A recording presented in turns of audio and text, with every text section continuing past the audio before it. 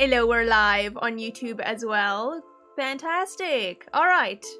Okay, so, today we're gonna start the Rafayel card. So, we're gonna do that. I am aware, okay, by the time of this VOD, I am aware there is a new banner that's coming out, which is the what's it called?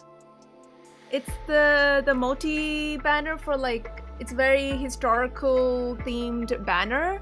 I'm assuming that's related to Valentine's Day, I'm assuming. I haven't seen the video yet, but I'm going to watch the I haven't watched the trailer yet. I'm hoping to watch the trailer, I think, towards the, like, after the end of this this stream. So if you want to head to Twitch after this VOD is over, you will see my reaction there. But for now, we're gonna do Rafayel's card story immediately. Tell the YouTube stream you're lucky you're playing lads in a non-gacha month. Oh, don't. They don't need to know that. They don't need to know that. Anyways, they don't need to know that. Related to the Chinese New Year and spring in Chinese calendar. Oh, yeah. I've heard. I thought I saw certain, you know, pictures. So I thought it was a leak. But turns out the trailer was already out by then, so I was like, oh dang, okay. I haven't seen it yet, but hopefully after Rafayel's card story, we'll watch the trailer. And then, because I'm really curious about it. I'm really curious. But for now, we'll get it started. I'm gonna start immediately. I'm gonna start. No, gacha on gacha, but okay, look.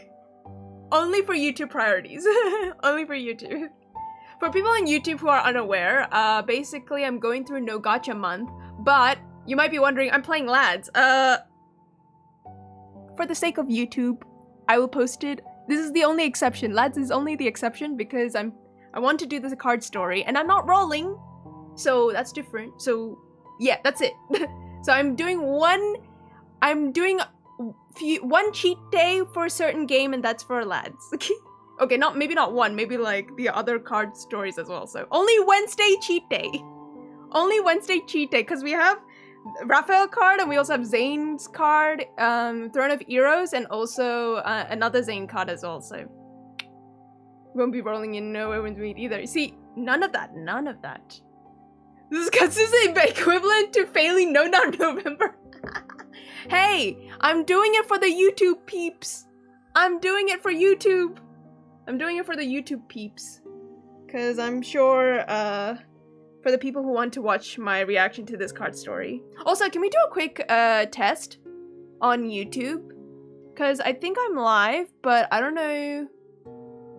Must be nice using YouTube as a reasoning. Hey guys, before the month started, I said that this will be my exception.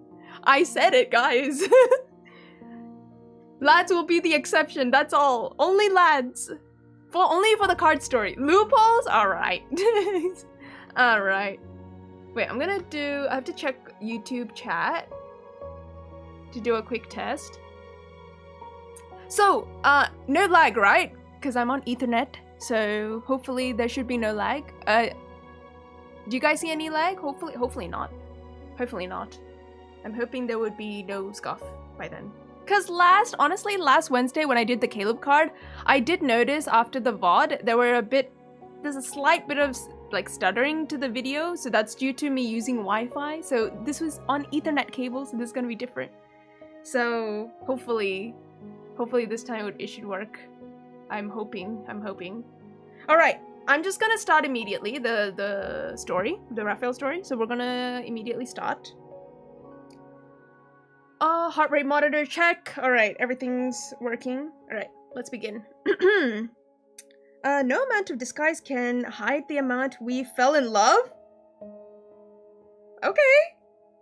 What a start, okay. I'm listening. Go on. Okay, start.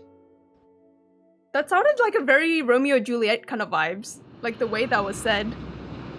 Alright, let's read. The vessel exits the navigation tunnel and lands on the planet where the Empire's foundation of faith, the Sanctide Cord, is located. Following the path where the court member serves as a guide, my attendants and I walk towards the tallest chapel on the planet. Thank you, Ping. YouTube check. Your Majesty, it seems good. Thank you. Sit on the Sanctus bench. Thank you, Ping. Check out Katsu. That's stream. My YouTube people at. Oh, thank you, Ping. Thanks for the test. I can see the chat now, so thank you, thank you. Is that? Do you think it's better on Twitch than on YouTube in terms of? I think it should be relatively similar with the Ethernet cable. Hopefully that's enough. It's circulated on the right side of the building. Stained glass windows reflect golden morning light and cast magnificent. Jesus, why can't I read properly? Magnificent color across the area. Faint murmurs drift around the room. People who have already filled the observation seats converse in hushed tones. Both seem very stable and good. Oh, that's lovely. Okay, that's good. That's good to hear. Following their gazes and the conversation, I look forward towards the gallows in the center of the chapel. Bound to it is a previous monarch of the Cosmic Empire, Lysander. He's nothing more than a criminal now. A sinner. Okay, I feel like we're gonna get some biblic knowledge here. You thought it was going to be Zayne today? Oh, I made Zayne last. Because I have another Zayne card coming in, so I thought might as well just have that after. No way she died like this time without the yep. I was late! I had no time. So for the trailer, I did say for the trailer, for the new lads cards that's coming pretty soon, I will watch the trailer after the card story, so. Also, I didn't want to be late for YouTube stream, so I wasn't late for YouTube stream, but I was late for Twitch stream though. Yeah. The sound of footsteps echoes against the stone floor, and the conversations around us immediately cease as the members of the Sanctide Court rise in unison. It's him. Rafayel's here. Your quintessence. Okay, I was expecting Rafayel's voice, but that was not Rafayel. That was not Rafayel. Tell us you love YouTube more than Twitch. Not the favoritism allegations already. Ain't no way. I feel like I show favoritism more for Twitch, I feel. I stream like more frequently there.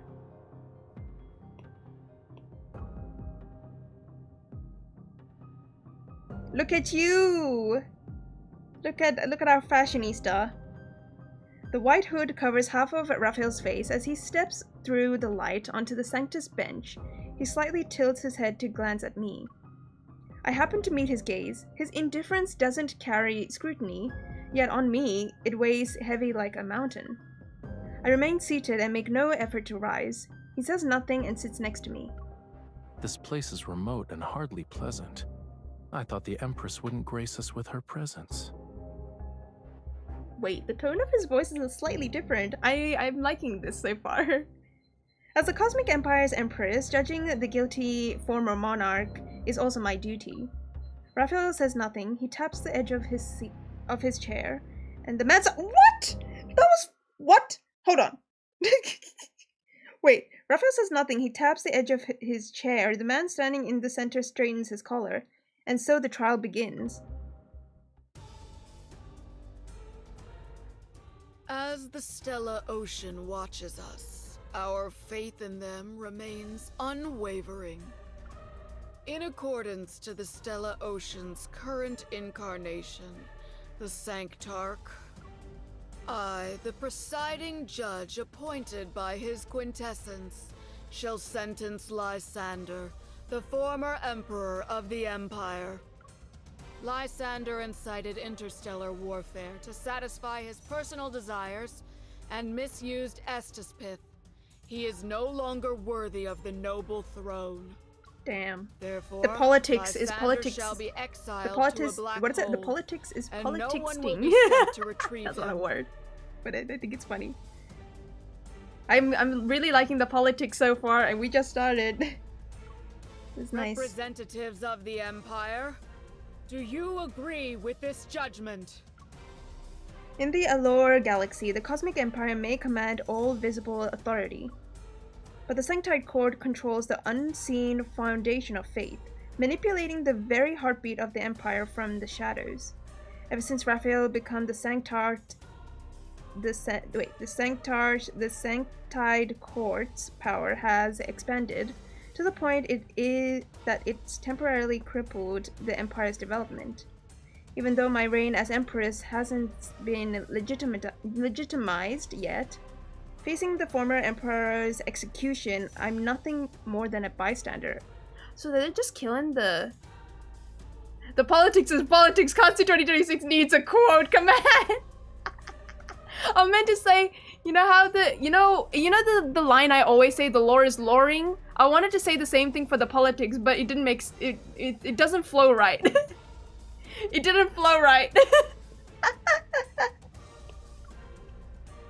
I do not agree. I agree. Wait, hang on. Want to be sure. Legitimized yet facing the former emperors. Since Raphael became Sanctite Court's power has expanded to the point it's temporarily crippled in the Empire's development.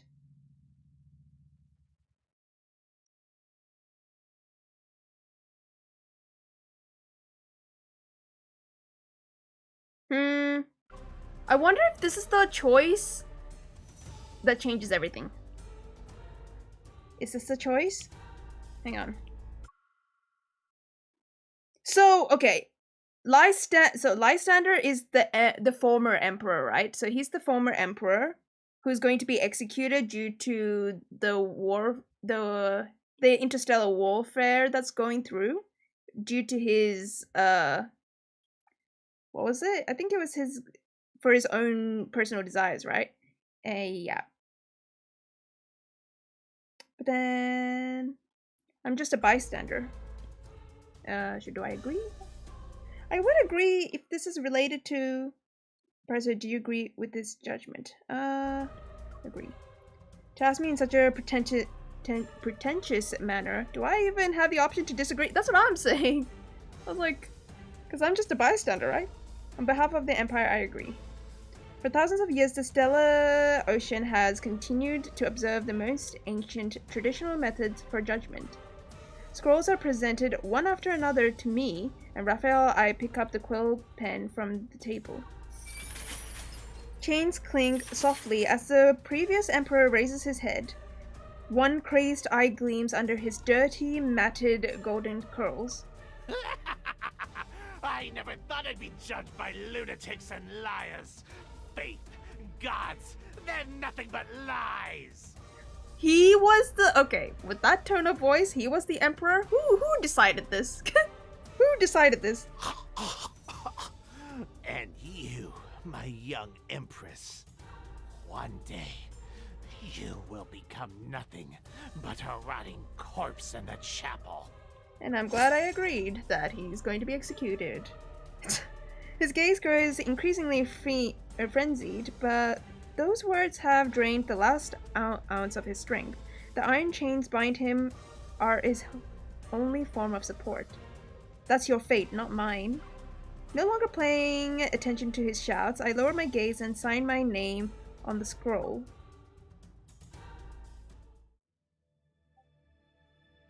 Sounds like a Palpatine. Have you ever killed anyone, Your Majesty?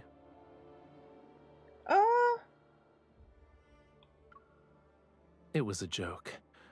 Once blood stains your clothes, it's difficult to remove. I happen to have something I want to show you. Follow me, please. Oh, okay. Raphael turns away. I'm right behind him as we leave. And what? Why is it going so fast? What? Turns away, I'm right behind him as we leave. The former emperor, mad laughter curses, still echoes through the chapel. I don't look back. Raphael leads me to the garden at the end of the corridor. Next to a pristine fountain is a graceful sculpture embraced by the morning light. Hang on, there we go. The Empress's coronation ceremony requires a new statue. I believe an occasion this special shouldn't be left to others. He lowers his head. With one hand, he lifts my chin to make me look at him. Many have told me that amongst all the royal heirs, you are the most special, but their words have yet to ring true. The fragment light drifts through the garden. It's as brilliant as the palace was when I first met Rafayel. On that day, Rafayel became the Sanctarch. As a royal heir, I stood in the great hall and looked at the young, handsome Sanctarch. He stood under the dome, painting that depicted the stellar ocean. Many have told me that the Sanctarch is skilled in the arts, but this sculpture, the eyes are too narrow and the lips are too thin. It doesn't look like me at all. With an almost insolent gaze, I examine Raphael's face. Then I turn around and pick up the carving knife that was set aside. I'll carve it myself. You could say I've seen far too many statues of people. Raphael grips my hand and guides it to carve the statue's face. His grip is firm and unyielding. I feel as if I'm being controlled by like a puppet. When I glance to the side, I note the indifference in Raphael's gaze. I'm at a distance where I can hear him breathe. They were just monarchs, but they believed that once they were enshrined, they would be immortal like gods. I delivered statue after statue. I didn't have the time to properly appreciate them, since I would already be carving the next one. Baby, good to see you. I have been well. Hi, also hi Rick and Yuki as well. Good to see you guys. Good to see you. Raphael gently brushes away the dust from the statue's face with his fingertips. How long do you think yours will be displayed in the Great Hall? If we're actually counting, then the Sanctarch must have quite a few sculptures. The faithful dedicated them to your quintessence, after all. But when people kneel before your statues, are they praying or readying themselves to be punished for their sins? The Sanctite Court is nothing more than a symbol. To me, it doesn't matter who leads it. You only need to do your duties well as for other matters. It's possible they're beyond the Sanctite Court's jurisdiction. Long live the Sanctarch!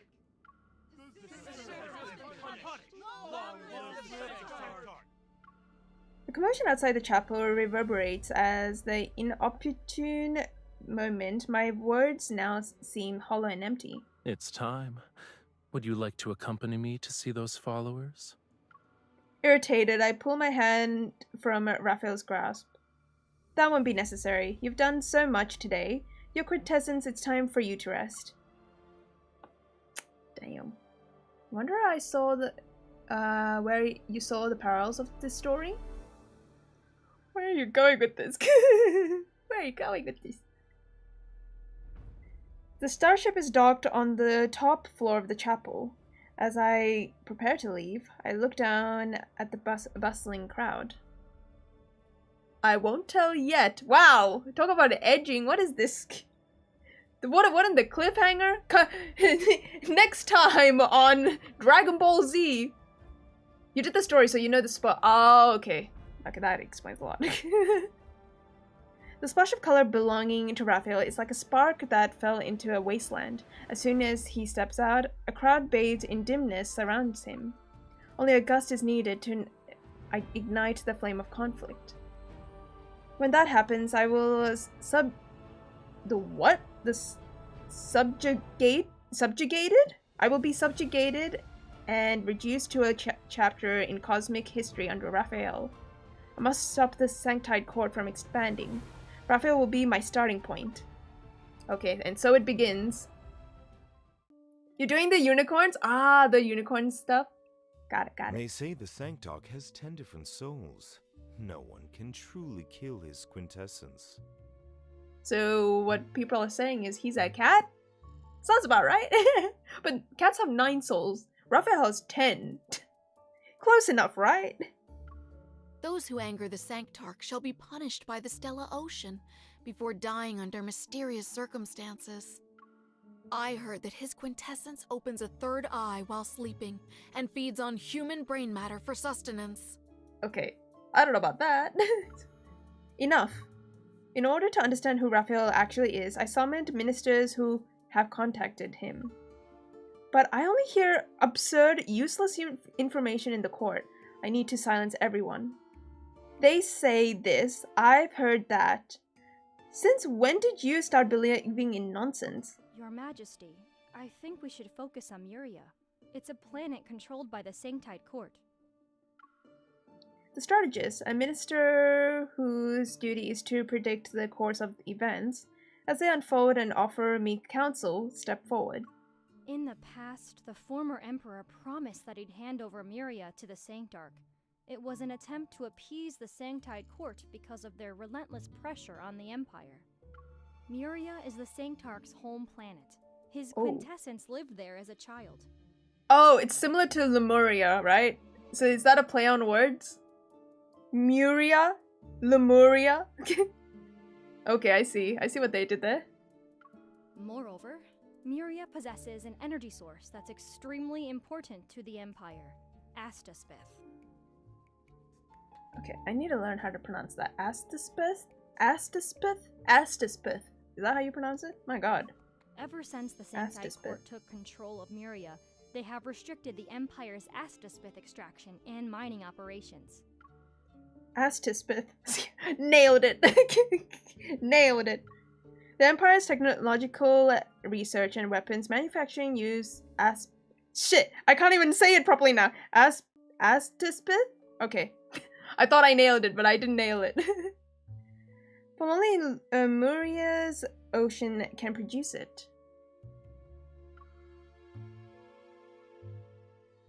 Do you watch the stream on Twitch or YouTube via split screening tab? I think yes. Oh, Sal. Appreciate. I mean, it's up to you what's comfortable. If you're having most of the time, people are having some sort of issues here on Twitch due to certain lag. So YouTube is usually way better to watch through. And also you don't get ads when you're watching the live stream. So I say that's a win-win. So yeah, up to you. It's just depending on preference. The only difference is when you're typing in chat, I won't be as responsive as quickly because there's a delay on YouTube when it comes to chat. No, this is an exception. Josh, this is an exception. This is an exception. I know we're going through no gacha month, but this is the story. I'm not playing in the actual gacha part. This is the story. For YouTube. I'm doing it for you, YouTube. I'm doing this for you, YouTube. I said this, I already said it like before the month started. I was like, guys, there's one exception. I will only do the story. So we're doing the story right now, so which is different. So there are alternative energy sources, but the Sanctide Court's actions are equivalent to strangling half of the Empire's lifeline. Rafayel made a brilliant strategic move. The Sanctarch possesses a supernatural ability that lets him control others. The former Emperor once told me about it. He theorized that Astaspith? Oh my god, what a complicating... Astaspith? Yeah, I think that's how you pronounce it. Oh my god, I need to learn how to say this properly. Could affect the human body and bring forth tremendous power. It might be why the Sanctard can use such a skill. Have you seen the trailer yet? Oh no, I haven't seen it yet. So I plan to watch the new Lads trailer that came out today after Rafayel's story is done. So yes, I will be watching it. Is Rafayel obstructing the Empire's mining operations because Astaspith is extremely important to him? Maybe it's just as Lysander suspected. Astaspith is the source of his supernatural power. Seeing my train of thought, the strategist provides me with additional information. This year's Tide Prayer is approaching, and we reviewed several records. Every year on that day, the Sanctarch returns to Muria. He goes to that distant planet from the Allure galaxy just because of Tide Prayer?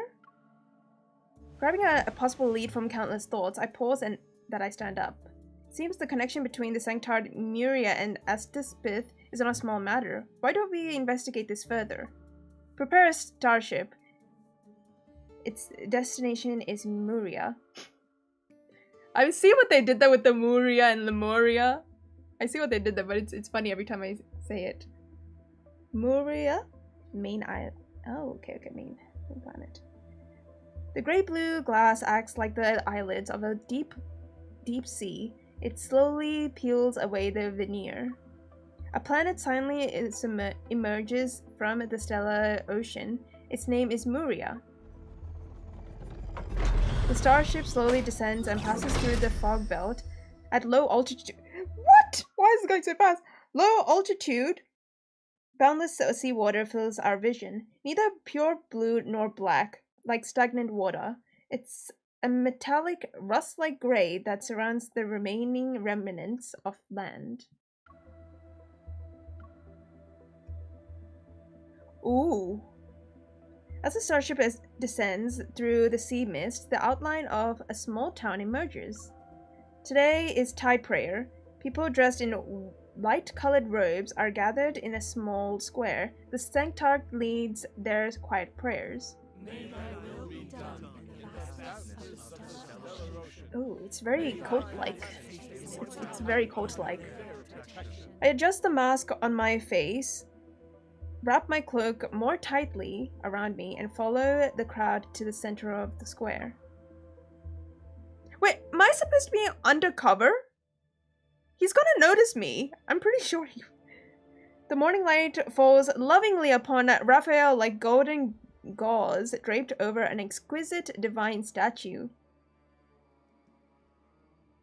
See, okay, I don't know if I'm being Delulu here, but every time I read her thoughts about Rafayel, it's almost like she's not a big fan of him, but at the same time she looks at him as a very like rose-tinted glass. Like instead of like, you know what you would say to your enemy normally? He's like, I hate this guy. I'm gonna find revenge.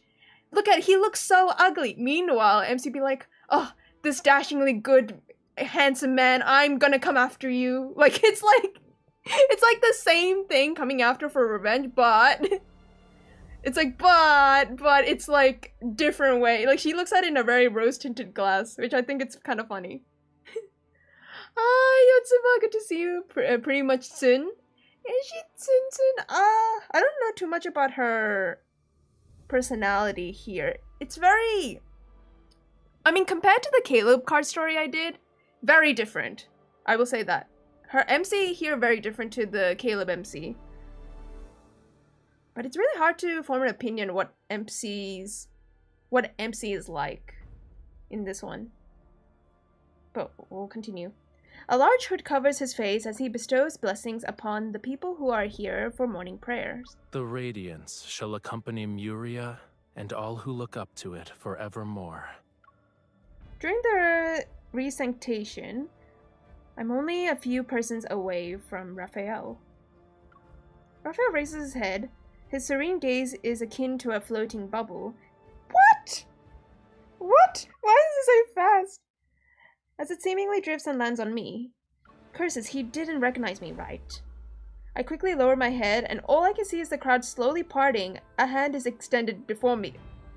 See, I called it. One must first acknowledge their sins Yeah, to find deliverance. yeah, I called it. I Tell me, my literally... lady, what is your sin? I called it. I called it, guys. I literally was like, are we supposed to be undercover? I feel like Raphael would notice us immediately. What are we doing?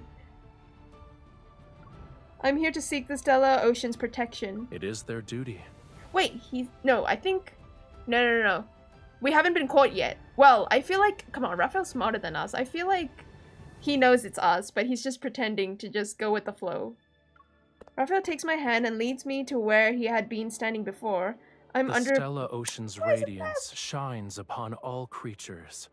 No matter who you are, you shall be watched by the... I'm being interrupted like this. Raphael takes my hand and leads me to where he's been standing before. I'm underneath the morning light. Okay. Raphael lowers his gaze, and his unfamiliar, gentle gaze seems to have already pierced through my mask. He recognizes me. Nah, shit. I literally was like, Raphael is not stupid. He's gonna see us. He can see we're in disguise. But watching, this feels more like a covered warning. He doesn't want me to act rashly. He is watching me. All shall be protected by the Stellar Ocean. Long live the Sanctite Court! He's messing with us. He is messing with us. But you know what? I'm kind of... You know what? Go for it. You know what? Sure, Raphael. Yeah. He's like messing with us, like simultaneously, but he's like, I will pretend to just go with the flow with this. My posture is almost stiff. I'm unable to ignore a certain sensation. Raphael is pressing a small steel dagger against my back. Hear me out. Heart rate goes up the closer he gets to Katsu. Leave me be. Leave me be. How about, guys, when have I... Okay. I will say it once, I'll say it again. You know in Caleb's card story where he was like a little bit like... He's trying to kill us low-key kind of thing? Or something about, you know, being kind of mad at us? Same here. Same here. Alright, continuing. So the Empress has decided to attend Tide Prayer. Why didn't you tell me in advance, Your Majesty? I'm enjoying this. I'm being threatened. I'm being threatened right now, and here I'm being like, hear me out, guys. You know what? I wouldn't mind. She is exactly where she wants to be. Don't save her. Yeah, don't save me. I'll be okay. Please head back. Muria isn't a safe planet. It'd be most unfortunate if something bad were to happen.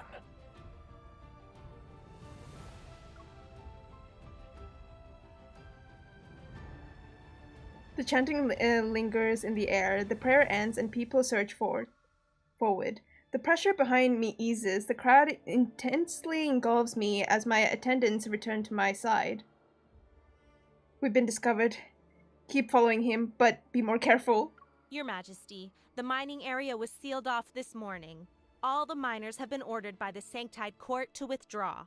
Last year's mining records show that the area was only sealed off during Tide Prayer, too.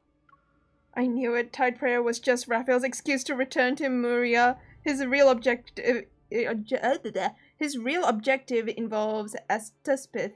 I keep forgetting to press. The dagger probably felt nice. Hi, happily. Yeah. Don't save me. No wonder MC stayed. Yeah, honestly, I would stay too. I would stay too. I mean, she is staying right now. I would stay too. We will stick to our original plan and go underwater. We'll look at the mining area in the sea. Please reconsider, Your Majesty. We're unfamiliar with Muria's marine environment, and there are also tide whales. Tide whales are legendary sea beasts that are extremely dangerous. They can appear and disappear without a trace. And one is capable of destroying 2 or 3 submarines? Oh, okay. The existence of tide whales has never been confirmed. Besides, something's not right. We can't let this lead go to waste. Interesting. Thank you for the right to be. You came just in time. We're doing the Raphael story. We're still in the, like, I think, fairly in the beginning, I would say. I'm so far really enjoying it. How are you, girly? You are playing lads as well? You're joining in the Tippy raid? Hey, appreciate. What were you up to? Oh, you were playing lads? What were you doing in lads? What you up to? But yeah, we're currently doing Raphael's Throne of Arrows card story, and not gonna lie, kinda nice. You're reading the dates? Is it a 5-star cards, or are you reading the 4-star cards?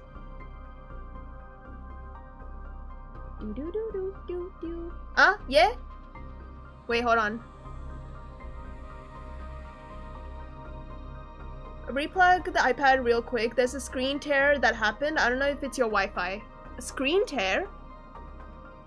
A screen tear? Wait. Screen tear? Wait, is it okay now?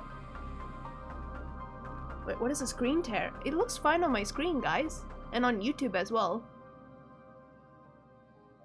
I don't see anything. You read 2 Victor dates and Mr. loves Mr. Love and Gavin date. Ah, okay, okay. Oh, it's okay now? Oh, alright. That's good. All good. It was just a few minutes before. Oh, okay, okay. Alright, then it's fine. It seems fine? Okay, yeah. Alright, then we're good. Okay, let's continue. By the way, Tiffy, if you need to raid and run, please feel free to do so. Otherwise, you're more than welcome to stick around. Watch me play the card. Oh, Maple Story, words on stream, Mr. Love, and then lads. Oh, what a perfect stream. What more do you need? What more do you need? The sunset's fiery red spills across the deck of the mining base. The steel floor reflects a metallic gleam. My attendants and I silently neutralize the stationed guards and decipher the submarine's access code within the base. The submarine's light pierces through the dark ocean. I sit in the control room as we reach the mining area at a depth of 3,000 meters. That's my worst fear. Being underwater like this. Warning. Continuous anomalous fluctuations detected in the Oopsie, didn't mean to interrupt there. Navigate the area. Following the direction of the anomalies, the submarine descends. Slowly, the seawater is illuminated by a fluorescent blue light. I know it's because of the Astispith? I keep butchering this name. It melts into the seawater and manifests as a radiant blue speck of light. They float and shimmer with the currents. I've only seen extracted Astispith before. I never expected to be this bright. I can also illumine. Oh, I want to say illuminate, but I don't think that's the word, right? It's like similar. The entire ocean. Illumine? Is it illumine? As Tispith surrounds the submarine, and it becomes increasingly brighter as I make out a clear, dark blue path of light. At the end of it lies a sunken, abandoned structure of the seabed. Move closer to get a better look. Yes, Your Majesty.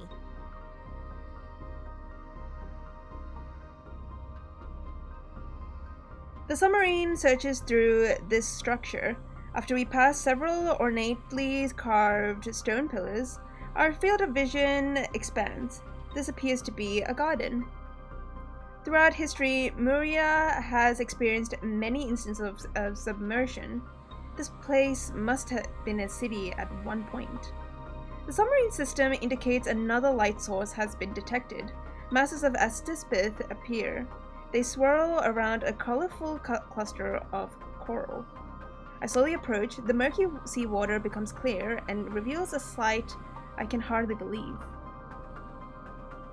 Is that a person? The fluorescent blue ring of light slowly illuminates in his face, and even though I'm a considerable distance away, I still recognize him. Is it Rafayel? Oh! Okay! Whoa! Wait, hold on. What? Yo, could you give me a warning before you did that? What? What? Hello? What? What is this? Yo, could you inform a lady? What? I thought I was waiting for him to be in his normal clothes with the robe on. No, it's not that. Yo, what? Wow, man boobies and yeah, I was not expecting that. Yeah. Was it me or he looks more skinnier than usual? Ah! I don't know. I don't think so. I think he's Are we being delusional? Are we being delusional? Did he lose weight? Honestly, I can't tell. Why are we hey, guys, we're supposed to be focusing on the story. We can't be staring at this. Oh, God. Crazy. Yeah, he's more skinnier. You guys think so? Maybe. But it's hard to tell because it's close up. We can't really tell. Hello, sailor. Good to see you, Kettle. Interesting. Oh, wait. Did I read that part? Oops. I got so distracted I just continued. Hang on. Without his mask and robes, Rafayel no longer resembles a lofty sanctarch. He rests quietly in the coral as if he is in a peaceful slumber. Rafayel, why is he here? That kind of reminds me of the third myth. You know how he was he was stuck in that in the depths of the ocean by MC. It's kind of like low-key similar, but it's not exactly what happened, really. As Tispith gathers around him and forms slender chains of energy, they pierce his body. Fluorescent blue light particles flow towards Rafayel, as if they're delivering energy into him. As Tispith can be directly injected into the body and become usable energy, this will surely bring unimaginable power to the Empire. Yeah, she thinks about her own empire, I guess. I think that's not much different to Caleb MC, but she's not as... I think Caleb MC is more greedy than Rafayel MC. Well, so far. We just started, but so far. Before my gaze moves away from the sight, torrential roars shake the seawater. The radar is sending out alarms. A massive tail sweeps over the submarine, and a ferocious sea monster bursts through the darkness. The Empire submarine of the highest grade is destroyed just like that. That's the tail. Tide whale, not tail whale. Tide whale. How is this possible? In the violent impact, I fall into the ocean. Although technology allows me to breathe underwater, I feel pain. Rafayel's still there. In this critical moment, I don't have time to think about how he might be someone. Why are they quickly moving? What? What? At this critical moment, I don't have time to think about how he might be someone I'm supposed to kill. My instincts tell me to save him? Well, MC, that's, yeah, sounds about right. Sounds about right. The violent turbulence fails to wake Rafayel, so I grit my teeth, swim to his side, and grab his arm. But the Tispith acts like a vine that are growing from his body. They're resisting me. Flames soar towards the sky from the submarine's location. I'm running out of time. What? Desperate? Jesus, hang on. What? Desperate, I pull him back. When the submarine explodes, I tear... Why is it... Whoa. Why is it going so fast? When the submarine explodes, I tear Rafayel out of the coral formation, and the thunderous sound causes the seawater to churn. The sea monster's shadow looms over me, and I can't give in to fear. I use all my strength. Jesus, why do they keep doing this? I use my strength to swim upwards. Hang on, I want to make sure the settings are... Yeah, it's not on auto mode. But the sea's water's depths are too much. After swimming for who knows how long, I slowly become exhausted. My consciousness is scattered and my body sinks! Why is it going so fast? My body sinks until a hand grabs hold of me. Rafayel? Oh, is he saving us? You're a terrible assassin! Dear God, I know, right? I'm supposed to be, like, killing him, but I'm like, I want to save him. Sounds about right. Well, I'm not really an assassin, per se. I think, well, the plan is to take over the Empire, basically, so... I don't know if the assassination was, well... I don't think assassinating was the right word, but I think it was just an opportunity was there, but I didn't take it, basically. Have you seen her doing stealth in Werewolf's Meat? Speaks a lot. Hey! Well, I'm a great assassin, thank you very much. In Werewolf's Meat, thank you very much. A suffocating sensation fills my chest. The water chokes me. Then I wake up. After coughing a few times, I finally recover from the dizziness. There's a stove where scattered pieces of firewood burn. A light is cast on the narrow room's damp floor and walls. A box of emergency rations marked as fish is propped over the pile of firewood, and Rafayel's shadow sways along with a fishy aroma. Okay. Oh, and he's back to his normal clothes? Rafayel? I didn't mistake him for someone else in the ocean, but where are we? How is he still... Eat. Okay, I will eat. Okay, alright. As he speaks, he tears open the package of fish and places the food on the ground. Are you in Oh. No one comment. Are you kidding me? What? A thin, trembling kitten emerges from the corner and eats happily. I'm gonna... This is for cats. Are you a cat? Don't even start. Don't even start with this. Yo, that's crazy. What I was about to say, I was like, what is he about to... Ignoring his teasing, I cautiously surveyed the area. Sounds like someone I know. You sit back down. I can't remember. You sit back down. Although the room is small, it has basic living facilities, yet it looks somewhat old and displays signs of wear and tear. It's as if no one has been here for a long time. You got me out of the ocean. Where are we? This is a temporary base that people used when they mined Astaspith. It was abandoned a long time ago. When we surfaced, this was the closest location. We'll be resting here for a while.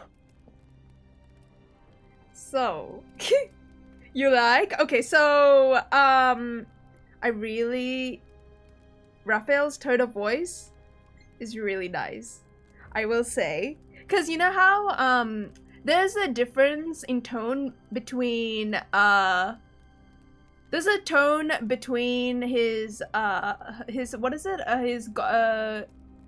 god form, where he has that tone of voice where it's like deep and like indifferent kind of tone versus how we normally know him. I really like his like serious side, his like indifferent tone. It's kind of nice. Very nice. Raphael lowers his gaze and watches the cat lick the fish. In any case, I just fished you out. What about my attendants? I removed the locator from my waterproof cloak and open it. The signal sources marked my attendants have been disconnected. I hope nothing bad happened to them. Ooh. No. Are they okay? Because I'm worried about my attendants' safety, I want to leave as quickly as possible. I don't think too deeply and pull open the heavy iron door. In the endless darkness, icy rainwater and wind hits me. I can't open my eyes even though I'm near the door. With no other choice, I close the door.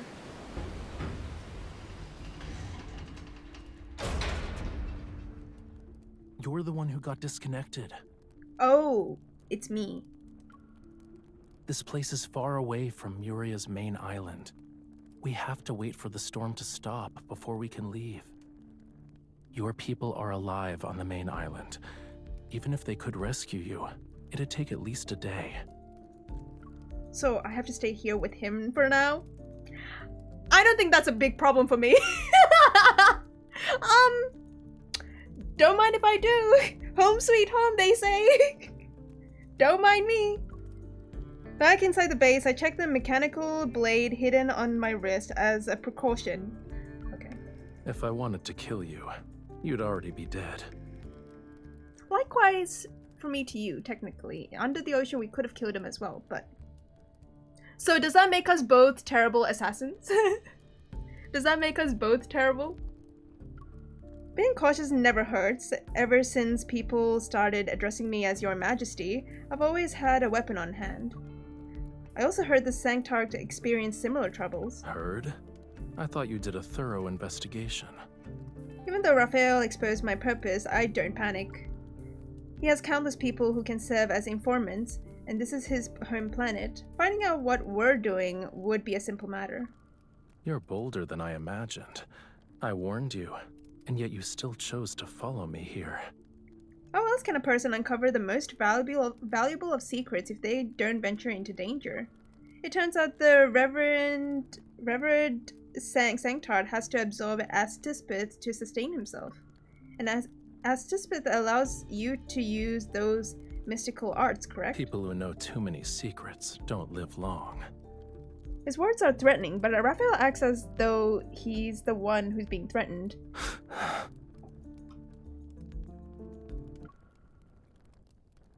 I'm tired of how many times this thing keeps going fast. The color has drained in his face in a blink of an eye. Realizing he's unwell, I cautiously sit up and move closer to observe his condition. I'm not sure if I'm seeing things, but there seems to be a faint blue speck of light on Raphael's skin. As soon as I reach out to touch them, Rafayel grabs my wrist. You've crossed the line, Your Majesty. Okay. Okay. He stares at me and a streak of fluorescent blue light flashes in his eyes. It adopts a sharp edge. If I speak. Nah, I'll keep my mouth shut. No, I'll just continue. That fluorescent blue, as Deepspace has the exact same color. It seems my guess was correct. He's unwell. Perhaps it's because I interrupted him while he was absorbing energy. Puzzled by why I suddenly want to touch Rafayel, I retreat and pull my hand back. Don't misunderstand. I thought that if something were to happen to you here, the conflict between the Empire and the Sanctite Court would only escalate. Assuming this conflict exists, why did you save me? Maria was once under the Empire. In other words, you're also my subject. Can a ruler stand by and watch their subject die? You're so kind. The sea god power? Yeah, you know how I feel about the sea god power when his eyes turn blue. Very nice. I walk to the table and use the firelight to find the drinking water tank in the corner. After confirming it's clean, I take a small bowl and get water from Rafayel. Here, drink. He lifts his eyelids to glance at me, his expression somewhat perplexed. You did save me. I just need to rest. I'm not dying. What is with... Okay, what's the vibes here? The MC... Okay, so what I've understood so far for MC, it's not as obvious compared to Caleb MC. Rafayel MC, she seems like the type, so far, from what I've understood here, she's the type who's like big risk, high reward kind of mentality. She seems like the type who would be like, I have one goal and I'm gonna stick to it no matter what the risk is. No matter what the risk is. She's clumsy. Yeah, so I'm just thinking like he immediately noticed her when she arrived at Muria and she was in her robe thing. And I was like, girl, even I knew. I was like, girl, he's gonna see you, man. Like, even in this disguise, he's gonna see you. So I was just thinking, like, I don't know. Yeah, this MC is very different to Caleb MC because that's the card I've completed so far. So I can only compare to Caleb MC versus Rafayel MC. I feel like Rafayel MC would not survive against Caleb MC. 100%. 100%. If Rafayel MC versed against Caleb MC, Rafayel MC will not survive because Caleb MC is so, I don't know, she's really strong. I would not go near her. Like, I would be scared of her. Wow, M Foxy, thank you for the follow. Welcome in. Also, Sol, good to see you. Maybe how the streak breaks for lads. No, only exception, guys. Every Wednesday, that's it. Only an exception. Despite saying that, Rafayel takes the bowl, he drinks the water, and I start to walk around the room. In one corner of the room, rust-covered machinery is piled up. At the center is an electronic display, screen covered in dust. I gently touch the screen. Several words appear. A Deepspace mining log. The first page is a record of sea monster sightings. I didn't think the tide whale from Legends actually existed. Many entities in those myths might be real. At some point, Rafayel had moved behind me. When I turned, I almost bumped into his nose. Oh, whoopsie! His pupils and skin have returned to normal, and the fluorescent blue marks have disappeared. Oh, wait! Wait, blue marks? I thought they meant blue eyes. Wait, blue marks? Is he going through the ebby and flow thing? Is it that time of the month for him? Wait, I just noticed. Hang on. Fluorescent blue marks? So that's the... Is he going through that time of the month? Oh, he is? Oh. See, I was so distracted on the blue eyes So I didn't, it didn't connect to me about his blue marks. Yeah, he has his period. Oh, I see. Oh, I see. Okay. Understood. I don't know why that took me so long to realize that. Okay, no, my bad. I was like, wait, pupils and skin is back to normal. Like, pupils make sense, but the skin? And then I realized, oh, it's that time of the month for him. Got it. Got it. He recovered, I suppose. According to those legends, the Sanctard eats raw meat, drinks blood. Oh. Is he a vampire? What? Sleeps with his one eye open, but judging by what I've seen today, that's not exactly accurate. Besides, the important things that do matter don't appear in myths. We're close enough that I can hear him breathe. Raphael's gaze is no longer sharp. In fact, there's a nonchalant laziness to it. I clear my throat and step back, but in the attempt to create some distance between us... Oh, what? This is the Narek Wait! temporary mining There's too many things happening. What? So? Thank you for the sub. I really appreciate it. I hope you enjoy your emotes. Thank you. Hold on. My thing got interrupted. Hold on. I clear my throat and step back, but in the attempt to create some distance between us, I knock over the receiver on the table. Base's real-time weather report. At 2025, the 2-hour storm will gradually end in the Narek Sea. With a visibility of less than 8 kilometers, the northern part of the ocean will face level 4 winds. Oh, I'm stunned. Raphael takes the display from me, flips forward a few pages, and looks down. Since your curiosity knows no bounds, I'll tell you a story. Raphael tosses me the display, and I catch it. The screen is still lit. It has only one line of text. The sea no longer looks like our home. Where else can I go? Once upon a time, there was a thriving seaside city in Similar Muria. to what It had an happened to abundance of Lemuria? natural resources. Kind of vibes? In the vast cosmos, the planet remained undiscovered for a long time. Okay, so far it's The sounding people similar. lived peacefully. Years later, Muria was discovered. That was when the slaughter began. Before the technology for extracting Astaspith was fully developed, the few survivors were used as mining tools. Yeah, that sounds about similar to what happened to Lemurians in the current timeline, I guess. That sounds similar. The strong prey on the weak. I hope both of us understand that. If you aren't the person standing at the apex, then even survival itself becomes a luxury. Isn't the tension between the Empire and the Sanctite Court also a form of survival of the fittest? Raphael turns off the receiver and the static in the air disappears. Is that why you want power? You don't want to be weak? You just refuse to be defeated in this race? Oh. Or rather, you want revenge against the people who harmed this place. I mean, can be both. They've already paid the price. Oh, never mind. The execution of the former Emperor is one part of it. Oh. Opposing the Sanctite Court won't be beneficial. Noticing the implication behind Raphael's words, I go to a blank page on the display and draw a few lines. The diagonal lines are the eaves of the roof, and two small figures sit under them. The wavy lines represent the burning firewood. Everything matches our current surroundings. The present is the present, the future is another story. Since neither of us can go back, we might as well pretend you're not the Sanctard and I'm not the Empress. We can at least try to be friendly. Raphael stares at my simple sketch and touches it.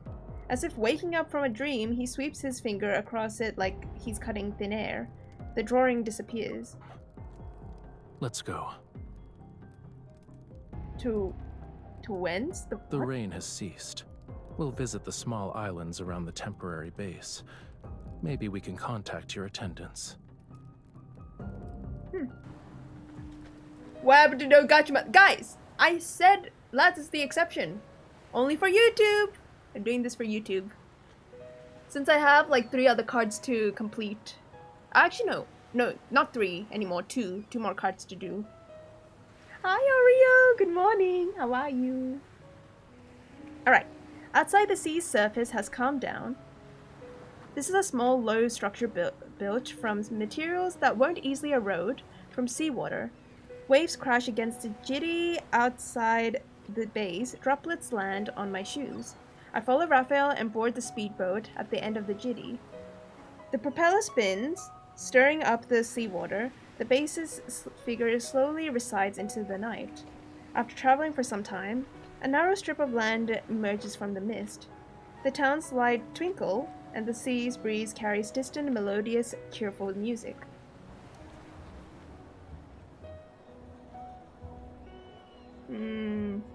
I bet his ancestors are rolling in their graves shouting, "What the fuck are you doing with the enemy?" I mean, I feel like same could be said for MC as well, technically. This place seems to be celebrating a festival. Streamers? Oh. Not that kind of streamer. Streamers hang from the buildings with neat pointed roofs. The shops on both sides of the street glows with warm light. Raphael did say Muria's was destroyed during an invasion, but the street before me shows no traces of disaster. Coming here from the silent, depopulated temporary base makes me feel like I've traveled through time. The locator beeps twice and calls me back to reality. It indicates the connection that has been restored, and I send my coordinates to my attendants. Every year on the night of the Tide Prayer, they host a celebration. A fragrant aroma wafts over. Raphael hands me a paper towel filled with grilled fish. Take it. This is the grilled fish I owe you. Thank you. Despite expressing my gratitude, I hesitate for a moment. I don't know if I should accept it. Raphael sees this and puts Once you're done eating, you should go. Of course he did. Of course he did. What about you?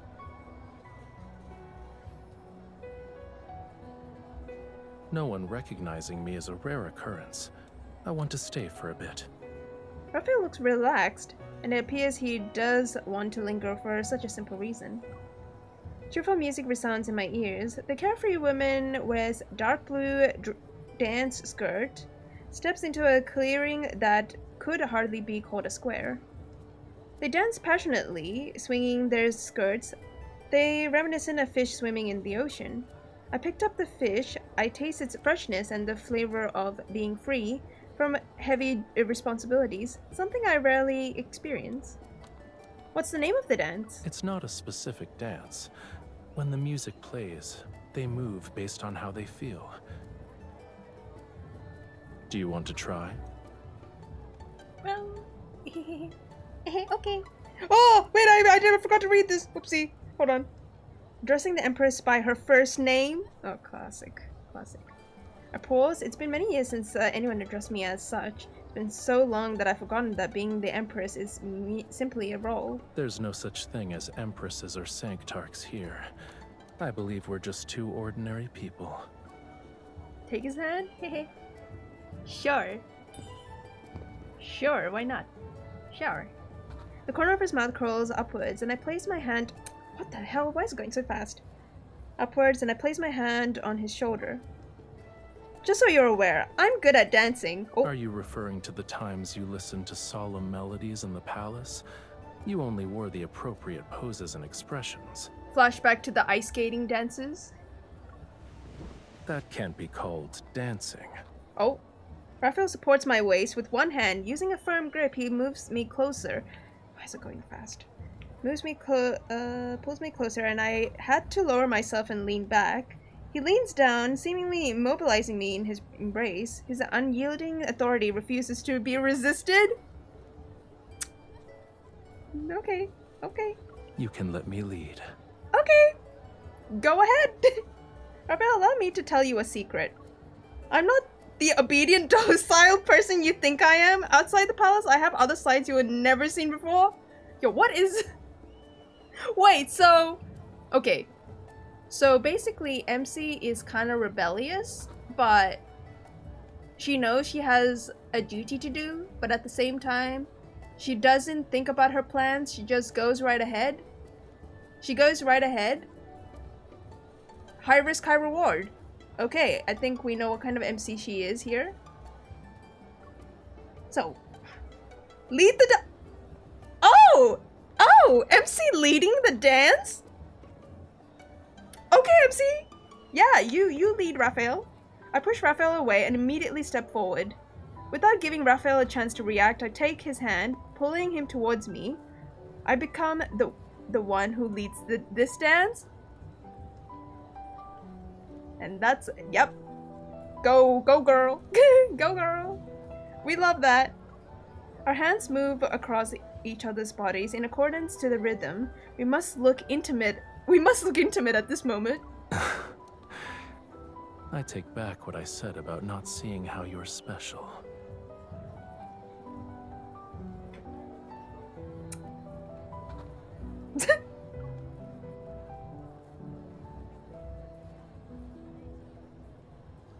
MC was like, I don't want to be obedient to someone else. You should be following me around.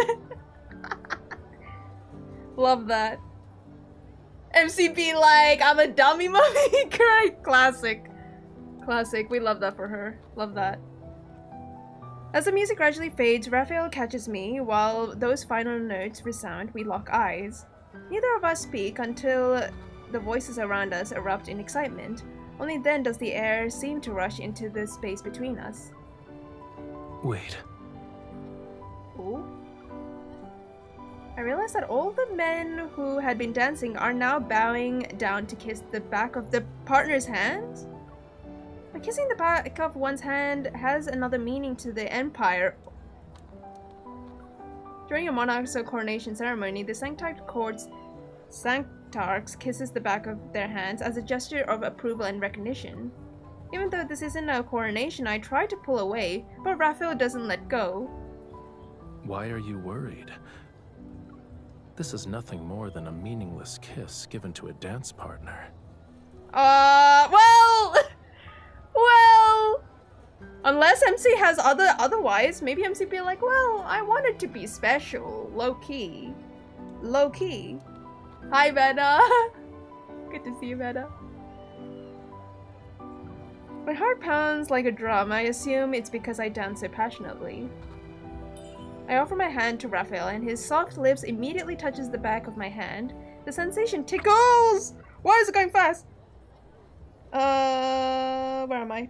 The sensation tickles as it gently ripples outwards.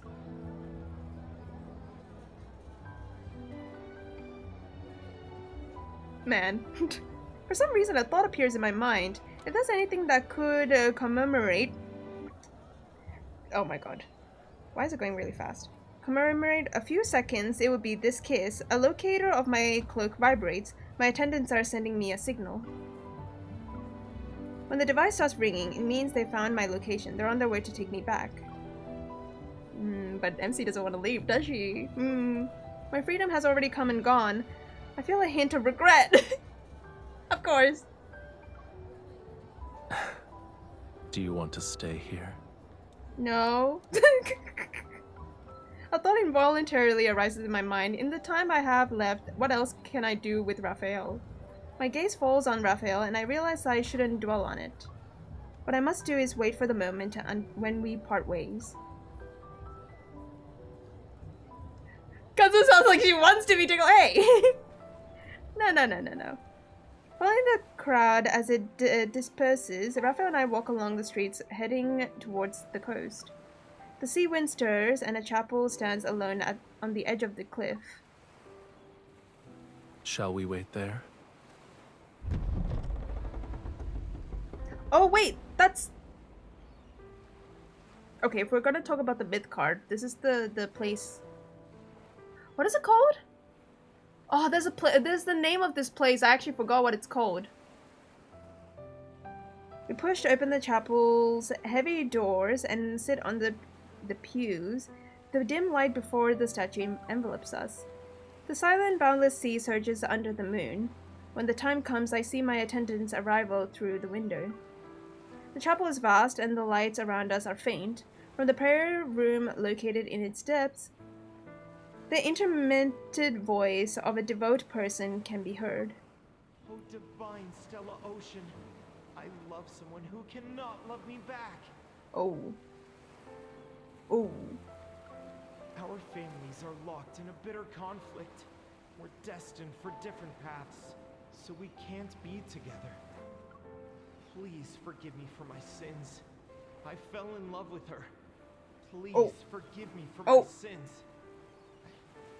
I kissed her and touched her body. Yeah, the sea god temple. Yeah, that's the one. Yeah. My love for her. Even now, I can't forget her. The voice stops and the chapel falls silent, but his prayers linger in my ears.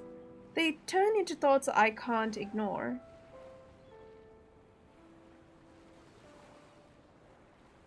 How will the Sanctite Court deal with such a sin? To love or not to love, neither is under the gods' dominion. So being destined for different paths is utter nonsense? I look up and a blinding flash of lightning streaks across the sky and illuminates the chapel. It's going to rain soon. In that brief radiance, I look at Rafayel. He thinks falling in love with someone he shouldn't love is a sin, but maybe this was inevitable for him?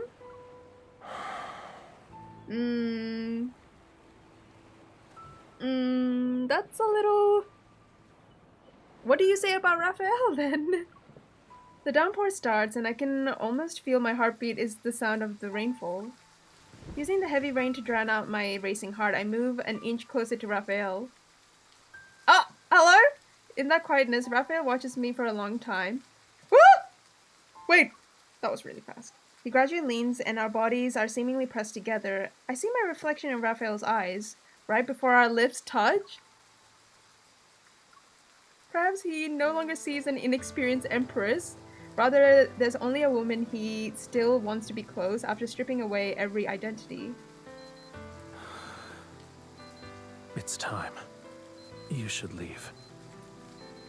The locator continuously emits a sound as if it reached the end of a countdown. Yo, this is kinda... Wait, that's kind of... It's giving Romeo and Juliet. It's giving Romeo and Juliet vibes. Muria's climate is unstable. It's common for sudden downpours to come as quickly as they go. When I leave the chapel, the rain has eased. On the holographic map, the spacecraft that's here is to pick up the descending nearby. You finally got the reference? Oh. Because I said it gives off Romeo and Juliet vibes? I feel like I've said that before, didn't I? I feel like I did. Maybe I didn't, I don't know. Okay, I got the reference. I was about to say, I was looking at something like, this is giving the Romeo and Juliet vibes. Did you? I feel like I did, I don't know. I don't know if, maybe I haven't, I don't know. I don't remember. Hey, anyone who watches this VOD back, let me know if I actually did say that if it gives Romeo and Juliet vibes. Even the politics is similar, just in the future. During the live stream? Yeah, so once this live is done and you guys are... Oh wait, I did? Oh, I said it before? Oh, I did? I told you. See, I called it. I thought so. I thought I did. Okay, brushing away my windswept hair, I look at Rafayel as harsh light blazes behind me. I watch him move closer to the shore one step at a time. Worry clenches my heart. Rafayel, the sea has waves at least 1,000 feet high crashes against the land. Behind him, he watches me from a distance. Ooh. I don't really want you dead anymore. Life actually feels interesting when you're the Empress. Oh! A tide whale leaps out of the water. Its massive shadow envelopes me and the spacecraft. Rafayel falls backwards into the sea, then tide whale crashes into the ocean with a thunderous roar. I chase after them. Rafayel's figure stands on the departing sea creature as it leaves behind waves reminiscent of mountain ridges on the water's surface. So Rafayel and the tide whales aren't enemies. Yeah, I guess not.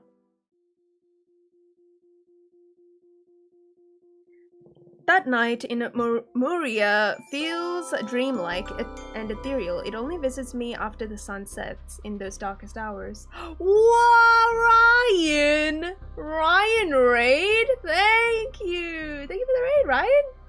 Welcome in, raiders. My name is Seikatsu. Most people call me Katsuose. For the people who don't know me, I'm an artist. I mainly play gacha games here. We play Genshin, Star Rail, Withering Waves, Infinity Nikki, and Where Winds Meet. We also play dating games here like Love and Deepspace and Tears of Themis. But today, we're actually going through the month of no gacha game, except for lads. Except for lads. Lads on a no gacha month. Okay, to be fair, I'm doing it for YouTube. I'm doing this for YouTube. So, because I have like the 2 other cards to catch up to. So why, even though I'm going through no gacha month, lads will be the only exception. Guys, I said it before the month started, so I'm not making shit up in the middle of this month, guys. I said it before the month started. The audacity, hey, guys. I'm doing it for the lads, girlies, and guys too. I'm doing it for the lads, girlies, and the guys here on YouTube. Thank you very much. Anyways, moving on. By the way, Ryan, if you need to raid and run, please feel free to do so. Otherwise, you're more than welcome to stick around for the story. The story is kind of interesting. Your laptop is is acting wonky, so you gotta raid and... all good, Ryan. Thanks for the raid. Appreciate. As always, appreciate. Only reading the cards. Yeah, Yuki, because the thing is, I did my dailies before, stream started, so that I don't, that's how strict I am, guys, quote unquote strict. I only play the card stories on stream. That's it. I can't do dailies. I can't pull for any new cards in the banner, but I will do that off stream. So the guys are included in the girlies. Don't worry. Okay. All good. If that's what you say, then I'm doing it for the girlies, for lads. I'm also gonna go soon to sleep. All good, Michael. Thanks for joining in. Appreciate. Anyways, we're continuing. But the time in which I've woken up from that dream increasingly grows longer. Sitting upon my throne, I calmly issue the order to form a blockade around Muria and discuss strategies related to the planet of Aspithis mining. Aspithis, yeah. As I expected, Rafayel would never allow the Empire to manipulate him like this. Several Imperial officials have died, and so a banquet called the Guard Unveiling has caught my eye. It's a grand event organized by Rafayel. Everyone in the Empire is vying for an invitation. I'm just a girl. Okay, alright, Turan. You're part of the girlies, The officials then. who attended it experienced an episode of madness after leaving. Hi, Michael. Good to see you. Okay. They squandered their wealth, destroyed their reputations, wrote countless bloody confession letters, and took their own lives at the doorsteps. I found this in their homes. The minister hands me an envelope. Opening it, I find an invitation to the Grand Unveiling. It's from Rafayel. The Sanctarch organized this banquet and invited the Empire's most powerful ministers who wielded real authority. Their wealth and reputation are secondary. What matters is the armies under their command. The Sanctite Court can't match the Empire in military strength. They need troops to break through the blockade. First he uses Tide Prayer as a pretense to absorb Astithith. Now he's using banquets to gather forces so he can fight the Empire. Rafayel, you're using the same old tricks. A general standing in the Great Hall steps forward and presents a dagger in an ornate stealth. Your Majesty, not stealth. This is a dagger forged from Estespith. Please accept it for your protection. The Sancti Court shall inevitably challenge us someday. I hope you'll prioritize your safety. I draw the dagger halfway. A fluorescent blue light shimmers on the sharp, cold blade. Find out which officials received invitations to the Grand Unveiling. I want a thorough investigation. In a few days, I'll visit the Sanctite Court's chapel to confirm the details of the coronation ceremony. Until then, don't act rashly. It doesn't matter what happens. They bow and acknowledge their orders. I look down and slide the dagger back into its sheath. welcome in! I don't know, wait, how do I pronounce your name? Lycarum? I'm so sorry if I butchered your name. Welcome in. Welcome in, welcome in. Before the coronation ceremony, the Empire had already deployed troops to Muria. It was to control the Aeon mining areas, to set up extremely strict procedures. Authorization protocols have been set as that Empire could start at any time. As Deepspace became a resource under the Empire's control, it can't fall into the Sanctide Court's hand. And just like that, those forceful measures shattered the superficial peace between Empire and the Sanctide Court. We were doing so well! We had peace, and now there's no peace. We had peace, but then there's no peace. Enjoy the games. Oh, good, Michael. Enjoy your lurk. Enjoy. 1 month later. At night, everything is still in the Sanctide Court's chapel. I'm staying here with several attendants as I wait for tomorrow's coronation ceremony. I expected the Sanctide Court to be troublesome, but surprisingly, everything has been going smoothly. It's just that the Sanctarch hasn't shown up yet. It was shown up once. Your Majesty, this is your room. I nod, I remove my robe, but I'm confused as to why the maid is still standing in the doorway. Is there anything else? The maid remains silent, her forearms twitching as she pulls out a note from her pocket. Upon closer inspection, there seems to be a fluorescent blue light clinging to her skin. Oh, wait! Rafayel? He's using his power to control her. Annoyed, I unfold the paper. Top floor to the west, second to the last room. Rafayel signed this. You're giving this to me now? What do you want to do? I subconsciously check the Aeon dagger that's strapped to my thigh. Okay. She's kind of a baddie. After tomorrow, I will officially be the Empress, and Rafayel will be nothing more than a Sanctide Court's Sanctarch. This is the last night that belongs to us, two people without any identities. I will attend this meeting.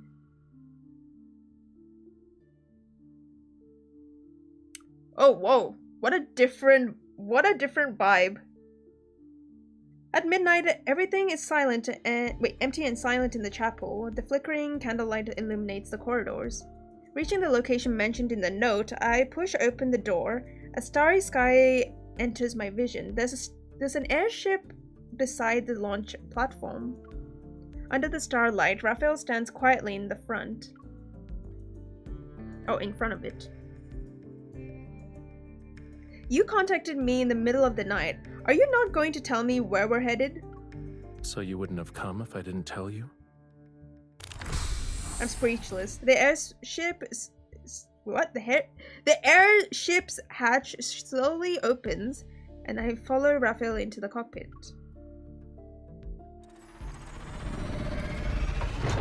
Caleb chapter vibe. Is it? Oh, because of the You're crafts, not even the worried aircrafts. about the possibility of me kidnapping you.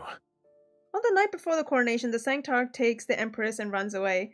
It doesn't sound like kidnapping, it's almost like running away. We're eloping. Eloping? Running away, yeah. Dude, our brains, we're connected. Our brains are connected for this one. We're starting a personal vendetta. The passage grows narrower. I watch the coordinates blink as the navigation system shows that we're approaching the border. A realization dawns on me. Are you taking me to the Interstellar Fortress? You're clever. The Interstellar Fortress acts as a barrier. It's a sentinel standing in front of the Deepspace Forbidden Zone.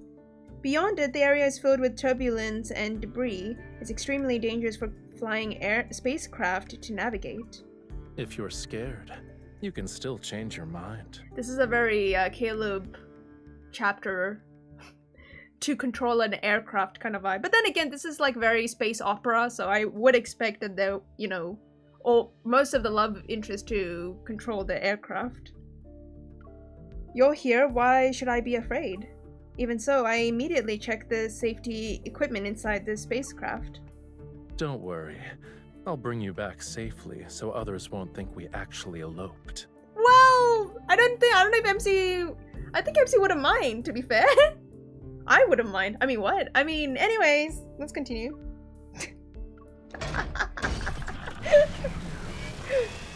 Oh, guys, I'm enjoying the story. It's really fun. I'm really enjoying it. I'm very entertained. The rapidly spinning propellers disperse the dark-colored mist. Several towering rises towards deep space stand guard over the safety barrier along the perimeter. The airship... Oh, this is such a uncomfortable word to say. Airship. I wanted to say aircraft or spaceship, but airship, it sounds really off. The airship enters the departure zone. Several beams of light streak across the sky, and the almost transparent barrier opens up on both sides. Why is everyone staring at me? Well, more like Tron staring at me. Hey, I said nothing wrong. The vast cosmos unfold before us. In the distance, blinding light pulsates like a series of detonation.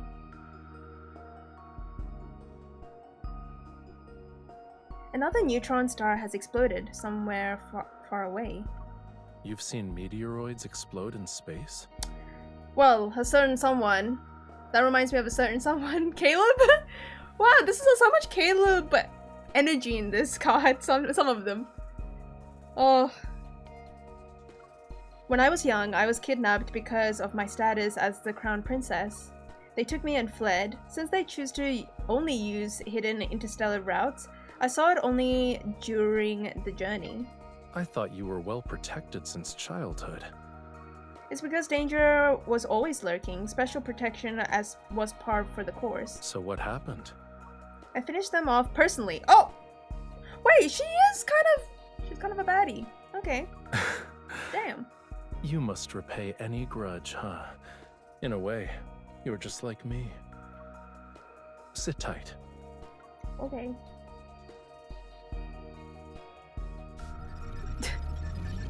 You're gonna do. Why are you staring so much? It's because of what I said. It's because of what I said. He's like, oh, this girl.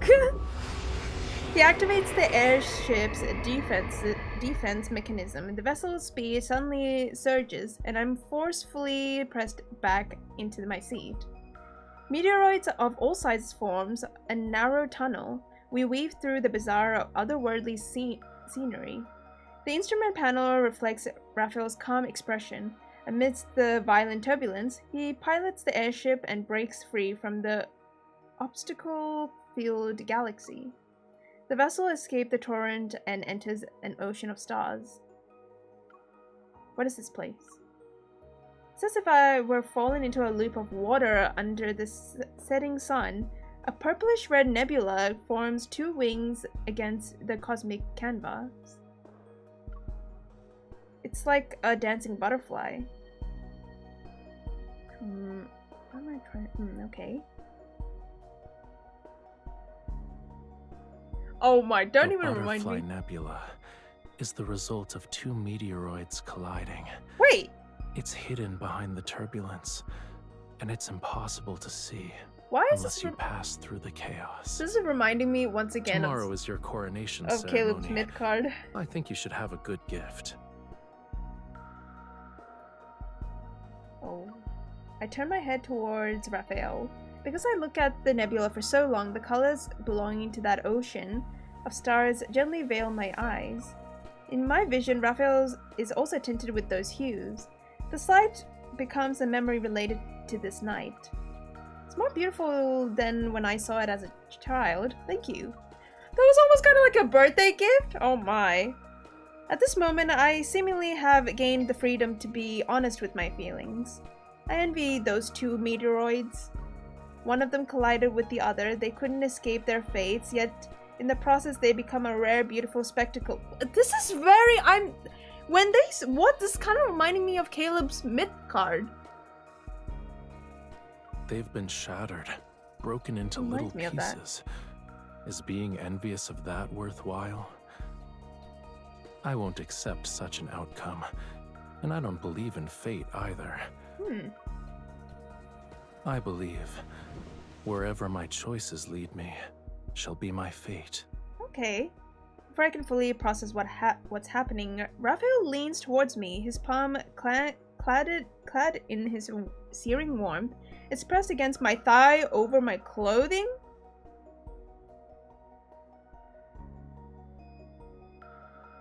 Okay, alright. Intimate yet methodical, his hand moves up half an inch. My heart skips a beat. What is happening?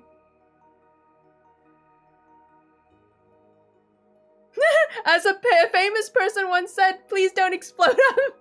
Leave me alone, man. Okay, first of all, this is... Yo, in front of in front of space? What? Raphael touches my dagger. Oh! Oh! I forgot about that! I forgot that's where it is. I won't start a war in Muria. So you set up a blockade around the Astaspith mining areas. Oh! Loki, I actually forgot about the dagger that's like on my thigh. Completely forgot. You figured it out. Many have sat on that imperial throne. I thought you'd be the same as them. In the dimly lit cockpit, our breaths mingle as Raphael moves closer. I can feel his gaze on me. Yo, what? Judging by his expression, I realize he's aware that I brought the dagger. He also knows where it is. You're not the first ruler who wanted to kill me. But you're the first to call me by my name, and the first one to dance with me.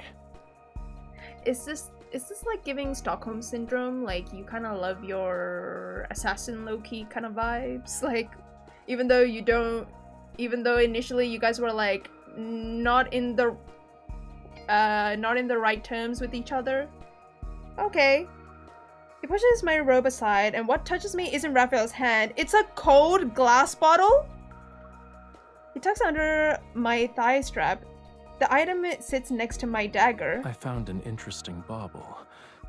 When two people drink this potion, they will form an unbreakable connection. They will share each other's joy, pain, and death. That is reminding me of the bond, right? The bond they share. It's not love per se, but it's almost like it. Yeah, so like it's the bond, the covenant, basically. Raphael's gentle gaze floats and settles on my lips. You can choose the dagger or the potion. Ooh. Ooh. The distance between us is no bigger than a hair. We stare at each other and share a look that's impossible to decipher, to surrender to. In that daze, my memory of our time in that chapel in Muria returns. Our breath intermingled as we were almost pressed against each other. Yo, the tension here is kind of like... It's different to, of course, I'm once again comparing to the Caleb card because that's the one card I read. The vibes of tension, this is like Caleb's tension, like that Caleb's card was like, whoa, this is really intense. While this card is like, ooh, kind of intense. There's like a vibe, it's a different vibe. Ooh, it's like that kind of vibe. Interesting. But that wasn't merely a momentary lapse of judgment. I should erase it from my memory. Raphael, I want to secure my position as Empress. The choice I will make is the one you don't want to hear. As Tispeth is already under the Empire's control, I now possess a weapon capable of threatening the Sanctide Courts and Raphael. When Victor is within reach, choosing love would be absurd. Oh no, is he sad? Raphael averts his gaze and moves back to create an appropriate distance between us. Oh my god, no! No! He seemed so, like, he was kind of sad. He was like, oh. The airship is restarted. It stirs up the dust that quietly floats in deep space.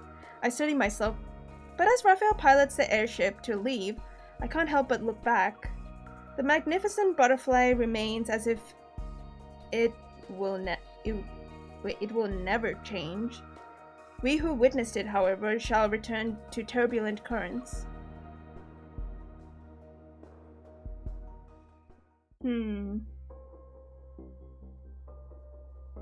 Sunlight passes through the opening of the top of the dome and falls onto the sacred chapel where the coronation ceremony is held. Under everyone's watchful gaze, I stand before the stained glass window. Wearing my robes for the coronation ceremony, I look at the sculpture that belongs to me. The chapel bell rings as scheduled, but the Sanctarch has yet to appear. There's no need to wait for his quintessence. Proceed with the ceremony. Ooh. After an oath is sworn, the Sanctarch places the crown upon the monarch's head, symbolizes the Sanctite's court approval of royal authority. Rafayel isn't here, so I don't intend to continue following this precedent. Your Majesty, The attendant on my side wears a solemn expression. we just received word that the Sanctite Court has attacked the Empire's forces in Muria. Oh! They're currently engaged in combat. Oh! I anticipated this, but my heart still sinks when I hear the news. I think he also sees that collaborating with each other is the best option for him and his people. But yeah, Rafayel's sad. How can a rejection face be so cute? I know. Like the disbelief when and he's not really a disbelief. He's just like, it was just almost helpless kind of look, and I was like, oh, I feel. His quintessence, the Sanctarch, has arrived. The officiant immediately bows his head as a form of salutation. However, I look at the gates. Bro, what the hell? I look at the gates, a stern expression on my face. Sanctite Court members surround Rafayel as he enters. Today he wears the most ceremonial, solemn attire that belongs only to the Sanctarch. The Sanctarch must think the process of presenting the crown to the Empress is unimportant. His quintessence has only arrived now, after all. It just so happens that I share the same sentiment. Since the Empress rules over the Empire, it's natural for the Sanctite Court to not intervene.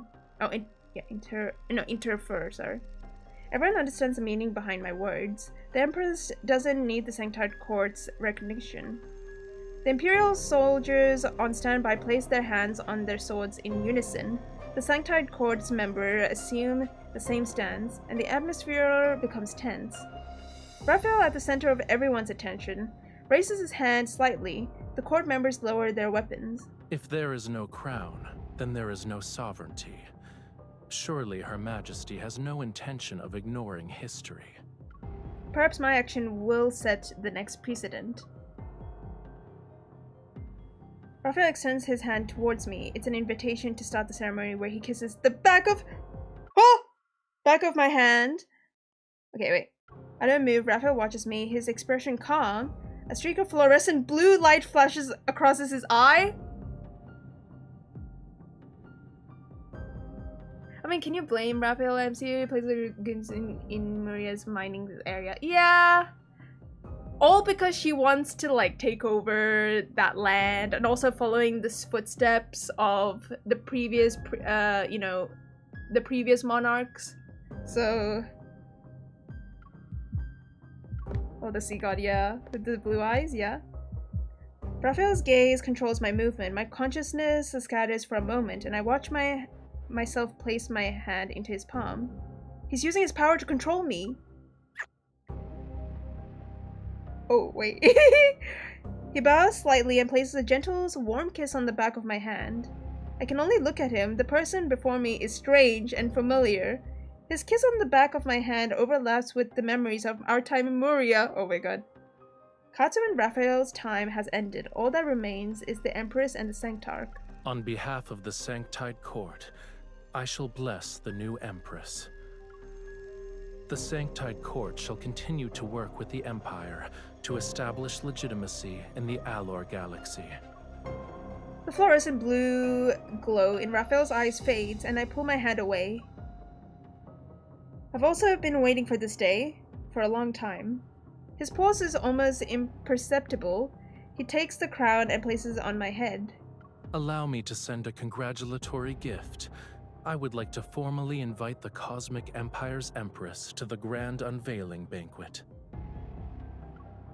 I suppress my surprise as every gaze in the room falls upon me and Rafayel. Those unaware of the truth might think Raphael is extending an olive branch towards the Empire. But I know this is a trap. I can't simply refuse. I'm glad we're seeing actual animosity in enemies to lovers. Too bad they rushed this. Oh, I know. Once the ceremony has ended, the statue of me returns to the palace. Your Majesty, where would you like to place your sculpture? The sunset's glow filters through the windows on both sides of the courtyard. Like gauze, it covers the statue's face. I trace her eyes with my fingers and wonder how long it took for Raphael to carve this. I don't want the sculpture. Eee. Oh! Oh my god, Jesus, what? I drew the dagger meant for Raphael from my thigh strap and viciously stabbed the statue. Oofed. Oofed. The stone cracks from where the blade was plunged. Tiny fragments tumble down. Destroy it. I pulled the dagger out and used more force compared to when I stabbed the statue. Jeez, my god!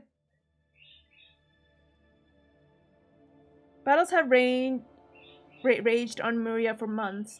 Daily battle reports flood in like snowflake. Sanctite Court has controlled Muria for a long time, and the familiarity with the oceanic planet's terrarium compensates for their inferior troops. The Empire's advance is exceptionally slow. Igniting a war is merely a what? A Fyric? A Fyric? I don't know if I'm saying it right. A Cyric? Or is it Cyric? I don't know if I'm saying it right. Killing a thousand enemies means losing 800 of our own. Given the current circumstances, the best solution is to kill Raphael. At first, I'm reluctant about the banquet, but after some careful consideration, this seems to be the perfect opportunity. I shall use this chance to figure out what Raphael intends to accomplish with this death banquet. So I attend the event. Whew. Yo, the story is... damn. The spaceship... What? Oh, it's not airship now. Okay. The spaceship hosting the banquet floats quietly in the cosmos. My forces remain hidden nearby to provide support at moment's notice. Unlike ordinary spaceships, this vessel has been divided into banquet halls of various sizes. Its interior possesses luxurious decorations. The quiet corridor is seemingly endless. The Sanctite Court's members walk ahead and lead me into the banquet hall, located at the spaceship's innermost depths. His quintessence is waiting for you inside. Inside, there's only one lit lamp above the center of this long table. Along the dark red curtains, shadows dance with the swaying candlelight. Raphael sits on one side of the long table. Next to him is a wine glass that's half full. It's as if he's waiting for quite some time.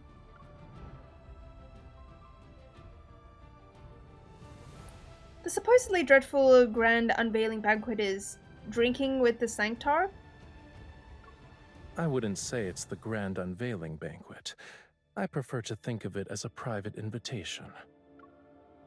Everyone who has been invited to attend must first demonstrate their loyalty to the Sanctite Court. You're the only exception.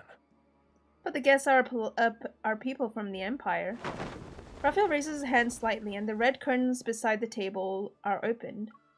Beyond the glass, a statue of the Stella Ocean stands in the center of another dimly lit banquet hall. Boxes of gold, silver, and jewels lie in foot of the statue. They scatter reflection fragments, solemn lines until they're barely recognizable. Some imperial ministers are devotedly reciting prayers before the statue. I didn't force them to do anything. I told them to attend the banquet and offer their most prized possessions.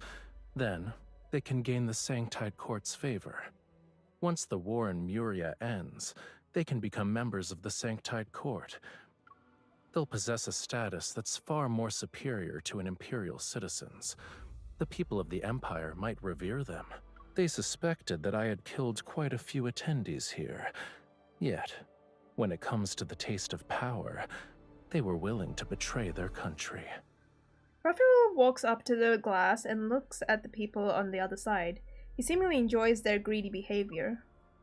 You keep the useful ones who happen to hold high positions in the Empire, convert them to your cause, and then use them to undermine the Empire's rule.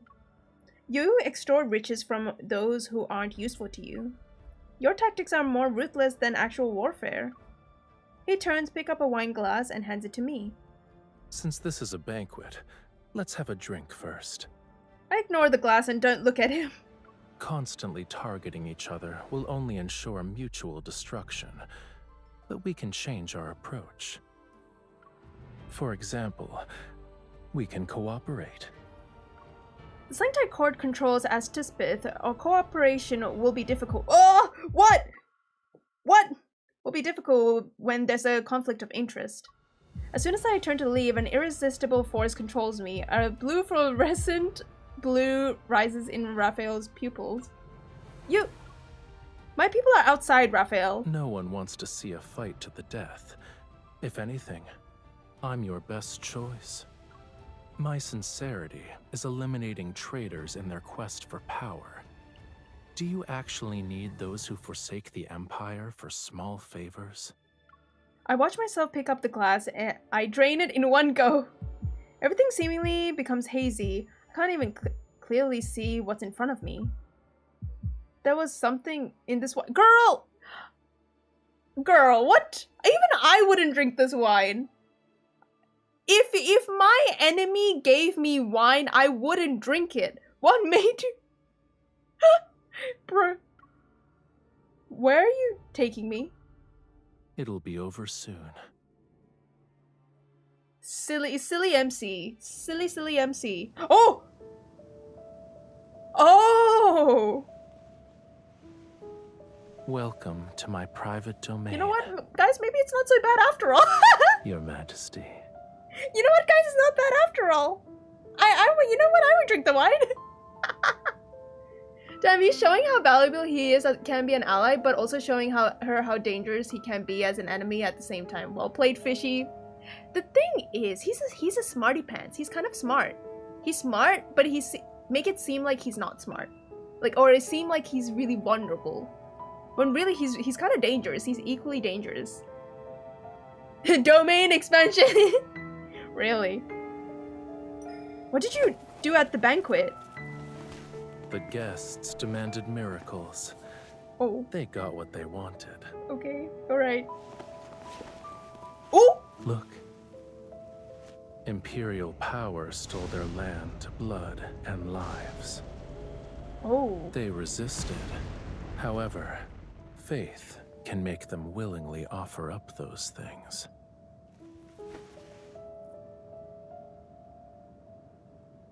Break free? Do I want to? You know, when he was talking, I'm like, okay. Beauty in the destruction, literally. I know. Like how beautiful. It is so beautiful. I know, and I'm just like, you know what? Maybe I don't want to be break free. Can I just stay here? Like, you know. Stop grabbing our chin. Yeah, but meanwhile, I'm like, well, I know he's our enemy. Oh my gosh. Okay, I'll break free. Fine. Break free.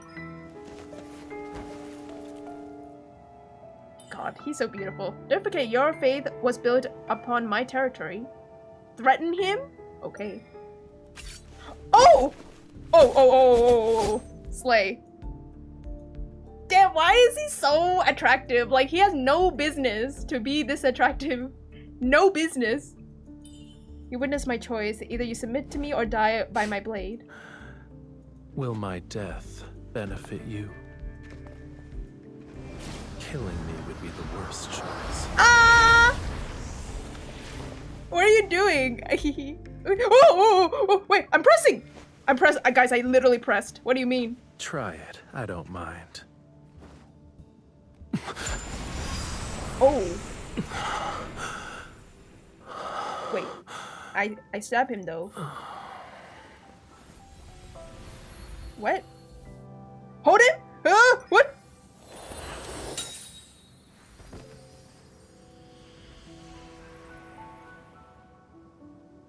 What? Did we just kill him? I didn't mean to. Oh. You bratty bitch. You bratty bitch. You sneaky bitch. You sneaky bitch. Oh, what? Use your power to trick me? Whoa. I let you see your own heart, didn't I?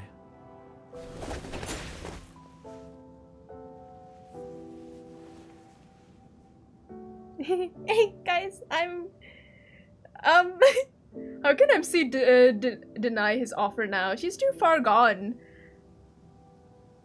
Can I just like stay here for a moment, guys? You know, like I know I'm being threatened literally by knife point, and I'm just like, I shouldn't, guys. I shouldn't like this. I really shouldn't. I really shouldn't. You win. Tell me what?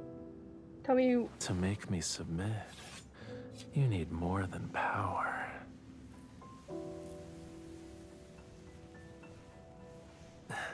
Use yourself.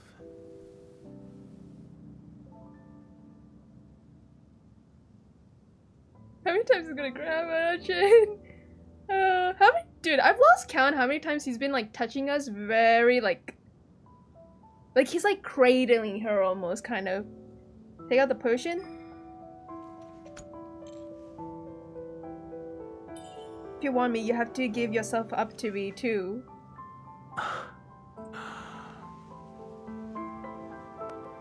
Yo.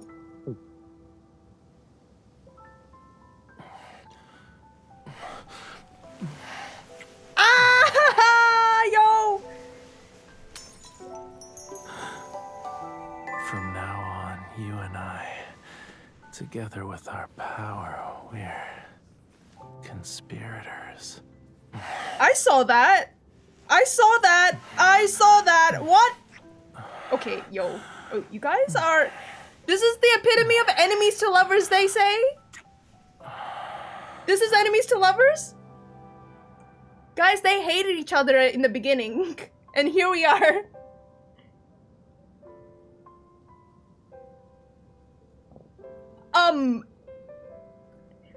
Oh, how do I pronounce your name? Dim! Thank you for the follow. I'm sorry if I completely butchered your name. Thank you for the follow. Damn, those eyes live, don't lie. Yeah, I'm just like looking respectfully, like, my gosh. I slept for a long time on Rafayel's private island. I dreamed that I still floating and sinking in Muria's sea. Dazed, I felt a searing pain as if my soul has been split in half. There was an emptiness within my body. I didn't want to float anymore, yet as I struggled, my consciousness also slowly embraced. Even without opening my eyes, I knew it was Rafayel. He's the strangest person I've met, yet he's also the one I'm most familiar with. A part of myself warmly, tenderly fills me. Our lives are intertwined, the Empire's Empress and Sanctide's Court's Sanctarch. Those identities are cast aside. We're just simply Katsu and Rafayel.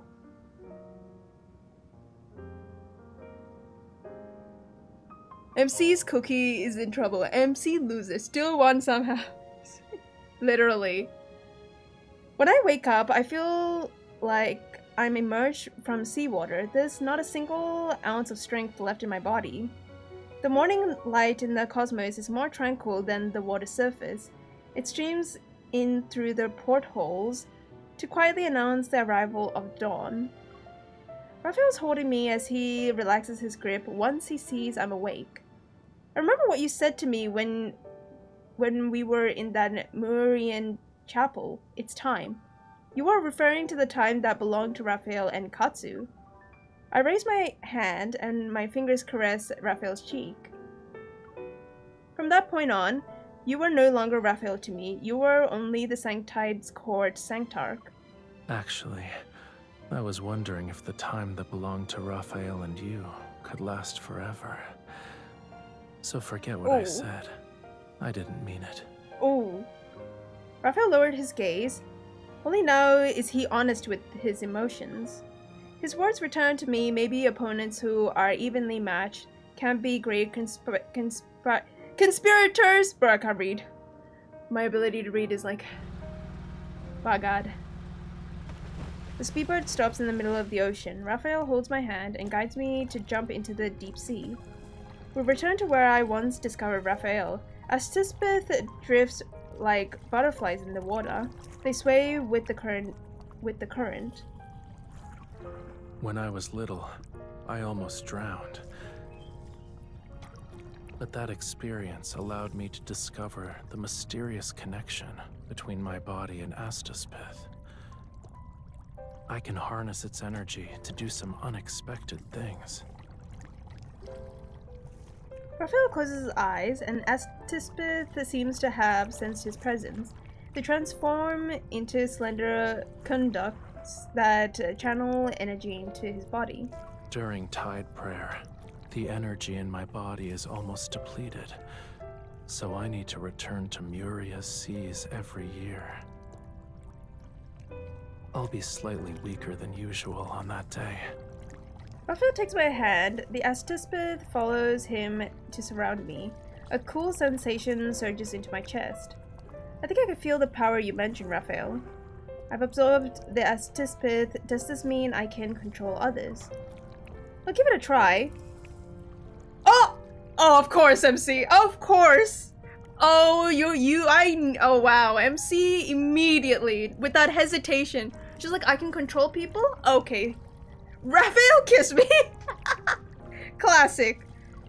Surprised for less than a half a second, Raphael understands. Smiling, he approaches me. You can't test your newfound skill on me.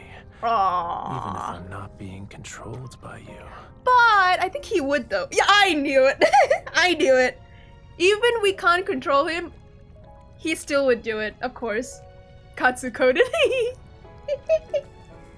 He caresses my cheek and his lips are pressed against mine. They're the only warmth in this cold sea water. Dude, if I had that kind of power... Do it.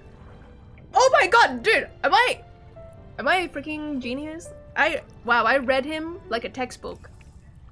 Even though he said that, oh, we can't control him, he would still do it. He would still do it. I knew. I read him like a textbook. As Raphael gently kisses me, I can sense the power that comes from Astaspith as well as our emotions. I think if I stood on an open sea, mentioning love would be enough to make schools of fish follow me. They would swim towards land.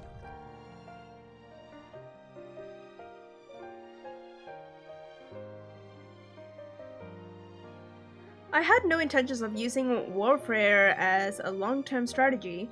It's more like the result of countless causes, a choice one must use because there's nothing else. But fortunately, it's not the end.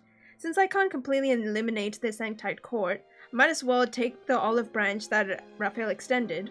We'll step back and cooperate. This is a rational calculation and the outcome I want. After discussing it with the ministers, the Empire and the Sanctide Court agreed to a ceasefire in Muria.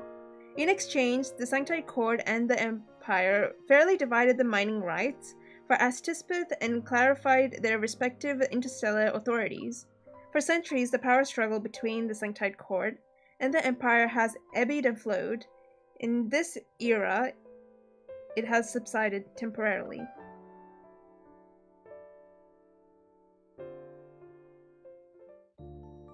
Jinx him, yeah, no. The night in Muria are as lively as ever. The theater curtains are open and a brand new play is reaching its climax. Starting today, you shall be my empress. I will honor you. You shall never be tainted when you receive my love. Under the stage lights, the Sanctarch takes the hand of the empress. Oh well. When he tries to kiss the back of her hand, she avoids it. promises are like that beach's sand. They'll disappear once the waves wash over them. How can I trust you? My dear Empress, you are my diamond in the deep sea. Yo, this is so dramatic. And precious. This is so theatrical and dramatic, which makes sense. How could I possibly deceive you? You're talking to me about love? In your eyes, it's a trivial matter. Oh, he loves her. Me in the audience. Aww, wow, he really does like her, huh? That's crazy. In the audience, everyone's moved. Their delicate silk handkerchiefs failed to contain the falling tears, brother. Does anyone think the female VA sounds like Lumine? The audience or the quote-unquote Empress? However, the Empress pulls out this sharp dagger from under her beautiful yet heavy dress. Hang on. You're talking to me about love? In your eyes, it's a trivial matter. Oh, I can hear that. I can hear that. You're talking to me about love? In your... How could I possibly Oh, that's the actor. deceive Hang you? on. Your promises are like that beach's sand. Oh! They'll disappear I get what you mean. I get it, but I don't think it is her, though. I don't think it's her, but I get what you mean. It sounds similar. It sounds similar. She pressed it against the throat of the Sanctar. I had a very long dream. In it, we held blades at each other's throats. We're like the moon and its reflection on the sea's surface. We can't escape each other, yet we'll always be separated, unable to be close. Mother, aren't they in love? Why would they want to kill each other? Me when I— oh my god. This is me when I read like enemies to lovers, but I love enemies to lovers tropes. But at the same time, like certain plots in the story, I'm like, aren't they in love? What are they doing? But I low-key dig this though. You're still young. You don't understand that they must hate each other because of their circumstances, but they love each other because it's what they desire. Crazy. Ember Island players are way better than whatever this is. Hi Gecko, good to see you. The curious crowd frantically enters the theater to witness the love and hatred between the Sanctide Court's Sanctarch and the Empire's Empress. When someone in Muria says the word love, the sea breeze carries their story. Oh, that's it. That's it! Wait, this is the story that has bad endings too, right? I think we should do the bad ending. We should do the bad ending. I can never date my hater! No, for real, like that's exactly the vibes. Hang on, okay, we have to do the bad ending. Every card has one, yep. Let's do it. I'm assuming it's related to voting for whether we should kill the Emperor or not, right? Okay, I'm gonna skip through. Skip. Yeah, our vote that... Yeah, hang on, skip. That's why this is only permissible to you only in fiction. Yeah, I mean, I wouldn't... Yeah. Well, okay, see, the way I absorb enemies to lovers trope, the reason I love enemies to lovers, they have to nail it the way I like it personally, where it can't be fast, obviously, it can't be fast, but how I see enemies to lovers trope is like, initially they hate their guts, they hate everything about them, basically, like, they hate each other, they hate everything about them and the way they think, etc. But ultimately, as the story, you know, progresses and develops, like, the person slowly realizes and understands the person's feelings, which ultimately their feelings develop from enemies to, like, understanding to like lovers, which is why I like enemies to lovers trope. But the thing is, I kind of like it in a way it's like slow burn, which I feel like not many people might not like, but I personally like slow burn. So yeah, the tension and the chemistry has to be good. Exactly. The enemy has to be like complex to, not actual evil, but like forced to do stuff. Yes, see, that's why I bring back to the enemies to lovers part, where ultimately the person understands each other and they ultimately like what is it, like they understand each other's motive, and you're like, okay, I guess I understand why the person is the way they are, and then they slowly understand their feelings and grew to like each other. That's what I like about enemies to lovers. So, but with a hint of tension and chemistry would be very nice and flavorful.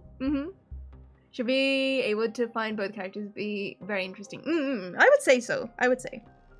Okay, let me skip through all of this because we have to get through This place is remote and hardly the bad pleasant. ending.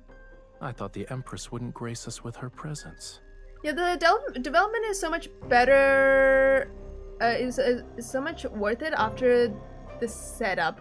IRL, that shit would not. Yeah, well, As the Stellar I would Ocean, say. in accordance to the Stellar Ocean. Okay, wait, I don't want to interrupt here. I would say IRL enemies to lovers in general would not be the best, but I feel like give it a few years where they grew to just understand each other and then they grew to have feelings. I would understand that, but it has to be many years. It can't be like within the span of few months. Because if you hate someone, right, and then you immediately like them, like, I feel like that's a little weird, right? Give it few years. That's why I really like slow burn, because I feel like slow burn, it has considerable amount of time for someone you initially hated, and then you grew to really like this person. It makes sense. Because you rarely see the development. That's why development, usually you would see that more in slow burn, which is why. That's why if it's IRL, I would understand it if it's for a long time, because when it's a long time, there's more time to develop. IRL. So it really depends. IRL, love it. Enemies to lovers, I'm like, I could see it, but I would understand it more if it's many years in order for the character to develop. But fiction, I mean, we know this is fiction, right? But I'm just saying, like, if this was an IRL basis, I would understand if it is more many years. I understand rivals to lovers. That makes sense more, IRL. That makes sense more. Enemies, that's why but I feel like with enemies, I feel like it would be like more years. More years to rivals. Because rivals can understand their opponent. That's the first step of understanding somebody. Enemies to lovers don't have that. Initially, the state of enemies. The initial state of enemies in the enemy stage, they don't understand each other. They just hate each other and for everything they're worth. But don't hear their point of view why they are. That's why I feel like it makes more sense that enemies to lovers would be way more years than rivals to lovers. Because rivals to lovers, at least with rivals, they kind of understand each other, right? That means they would actually actively want to kill each other. Well, yeah, for enemies, if you really hate somebody, yes. But I feel like in this story, right? You know how they're like trying to kill each other, but ultimately they understand their own feelings and that person's feelings? But this one's really fast though, but yeah, which makes sense. This is just a card story, so. Killing each other, I mean, that's why I said, look, if you're in the state of enemies where you want to kill someone, that's gonna take so many years for you to develop, for someone to actually form feelings. Well, to be fair, killing someone in general IRL is technically rare in terms of enemies to lovers. Give it more years. Give it more years. Or they try to oppress or hurt one another. That's the thing. Because in the state of enemies, they find enjoyment against their enemy, or having pain against their enemies, because they're not gonna care about what that person thinks, right? But when you have that development stage where they understand each other, that's the roadmap to once they fall in love eventually. But then again, I feel like IRL would not be realistic, will take you many years. if we really think about it, will take many years. If they ultimately end up in Lovis, it will take many years. But which makes sense that in fictional, it makes more sense that everything is a little slightly faster than IRL. Also, this is fiction, so it's fine. Let me just skip through. Let me get to the bad ending. Skip. Oh, okay. So I think I pressed agree, which was the good ending. This, I think I do not agree, is the bad ending. The Empire can be subordinate in the Sanctite Court forever. Concession will only encourage them to push for more. I do not agree. Lysander's punishment must be decided by the Empire. The Sanctite Court has no right to interfere. All is quiet in the chapel. Raphael looks at me, his gaze not revealing the seriousness I expected. Rather, there's a hint of intrigue. The Sanctite Court members immediately rise and surround me and my attendants. But Raphael raises his hand. He's signaling them to stand down. Since Her Majesty wishes to personally judge Lysander, I can make concessions. However, as the Sanctarch, I need to act on behalf of the Sanctite Court's interests if the Empress decides to take Lysander away. Understanding Raphael's warning, I remain resolved in making my choice. And then it gets to the bad ending. I still remember the sunlight on the day I left the chapel. Resisting the Sanctite Court was easier than I imagined, but making the choice wasn't difficult. The real challenge lies in the consequences. I used all my resources in an effort to find the Sanctite Court's weakness, or rather Raphael's weakness. I set my sights on Raphael's home planet, Muria. That's where Atispith, the most important resource to the Empire, was located. When I attempt to control it, the Sanctite Court immediately declared war against the Empire. The protracted conflict consumed nearly half of my life. Unfortunately, what I learned during that time happened while I was trapped in the depths of the chapel. Sometimes I wonder if things would have been different. Assuming the Sanctarch and I stayed in contact, maybe I would have gotten the chance to sit down and talk with him. But the wheel of history only moves forward, even though I was somewhat caught up in its momentum. I will still do my best to fulfill my duty as Empress. Lysander vaguely reminds you of the Mad King from... Oh, GOT, yeah. Yeah, I could see that. Alright, that's it. That's it, guys. Okay. Honestly, what do I think about this? I actually really like the story. But if I had to compare, I think, okay, if the vibes are different. Compared to Caleb's card, vibes are very different. How was it? Okay, I'm gonna basically explain it. So basically, for this, I actually like the story. In terms of plot and politics, I really like the story for this one. I think in terms of the craziness level, in terms of story, it's not as crazy. Caleb's card was really insane. I will say that. I think, yeah, the dynamic, that's what's different, right? It's the politics. I like the politics in here, in this story, but the dynamic is better in Caleb's one. I agree with that. I think that's what was, I was like wondering, what was it? Like, something about it, like, I liked the politics story in Raphael's card, but I liked the dynamic of what was in Caleb's card. I love it, but it seems a little rushed. Well, I feel like enemies to lovers trope is going to be that kind of story where you cannot rush it. But because this is a card story, it's going to be rushed in some elements. Because that's why I like enemies to lovers to be a little bit more slow burn. But I can see why this can seem a little bit rushed in terms of story. I feel like for me, if I had to pick, in terms of rank, what card story I like overall, I think I liked, this might be controversial, but I think I liked Caleb's card more than Raphael's card, but despite that, there's still certain elements of this, both of the cards I like but also dislike as well. So yeah, honestly, MC should have showed up with her fist alone in the final showdown. Yeah, it was very, I don't know, MC seemed slightly lackluster. Slightly. But I think it's because that's what her personality is in this card. Yeah, it was very good slow burn start. I do agree with that, yes. But the ending is rushed? I could see that, yeah. I could see that. I could see that, yeah. They're trying to avoid making it 3 hours long. It makes sense, I know. I know it's hard to have a very extended story just from a card story. I think the only time we get a really extended card story would be like the Myths card. Definitely the Myths cards are definitely the more longer cards.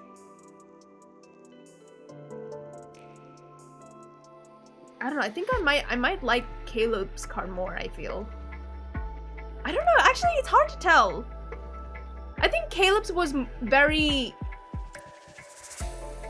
It was a fun read. I think in terms of how fun I had reading the cards, I think Caleb's card was really fun compared to Raphael's card. Because I just feel like Caleb's card, there was so much crazy things happened in that card.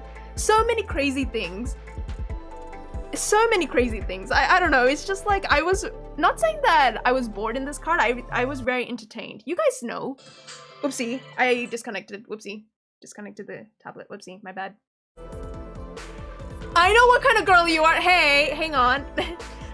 I think in terms of like enjoyability, I think Caleb's card was very like, there was a lot of things were happening. I had a lot to talk about in Caleb's card.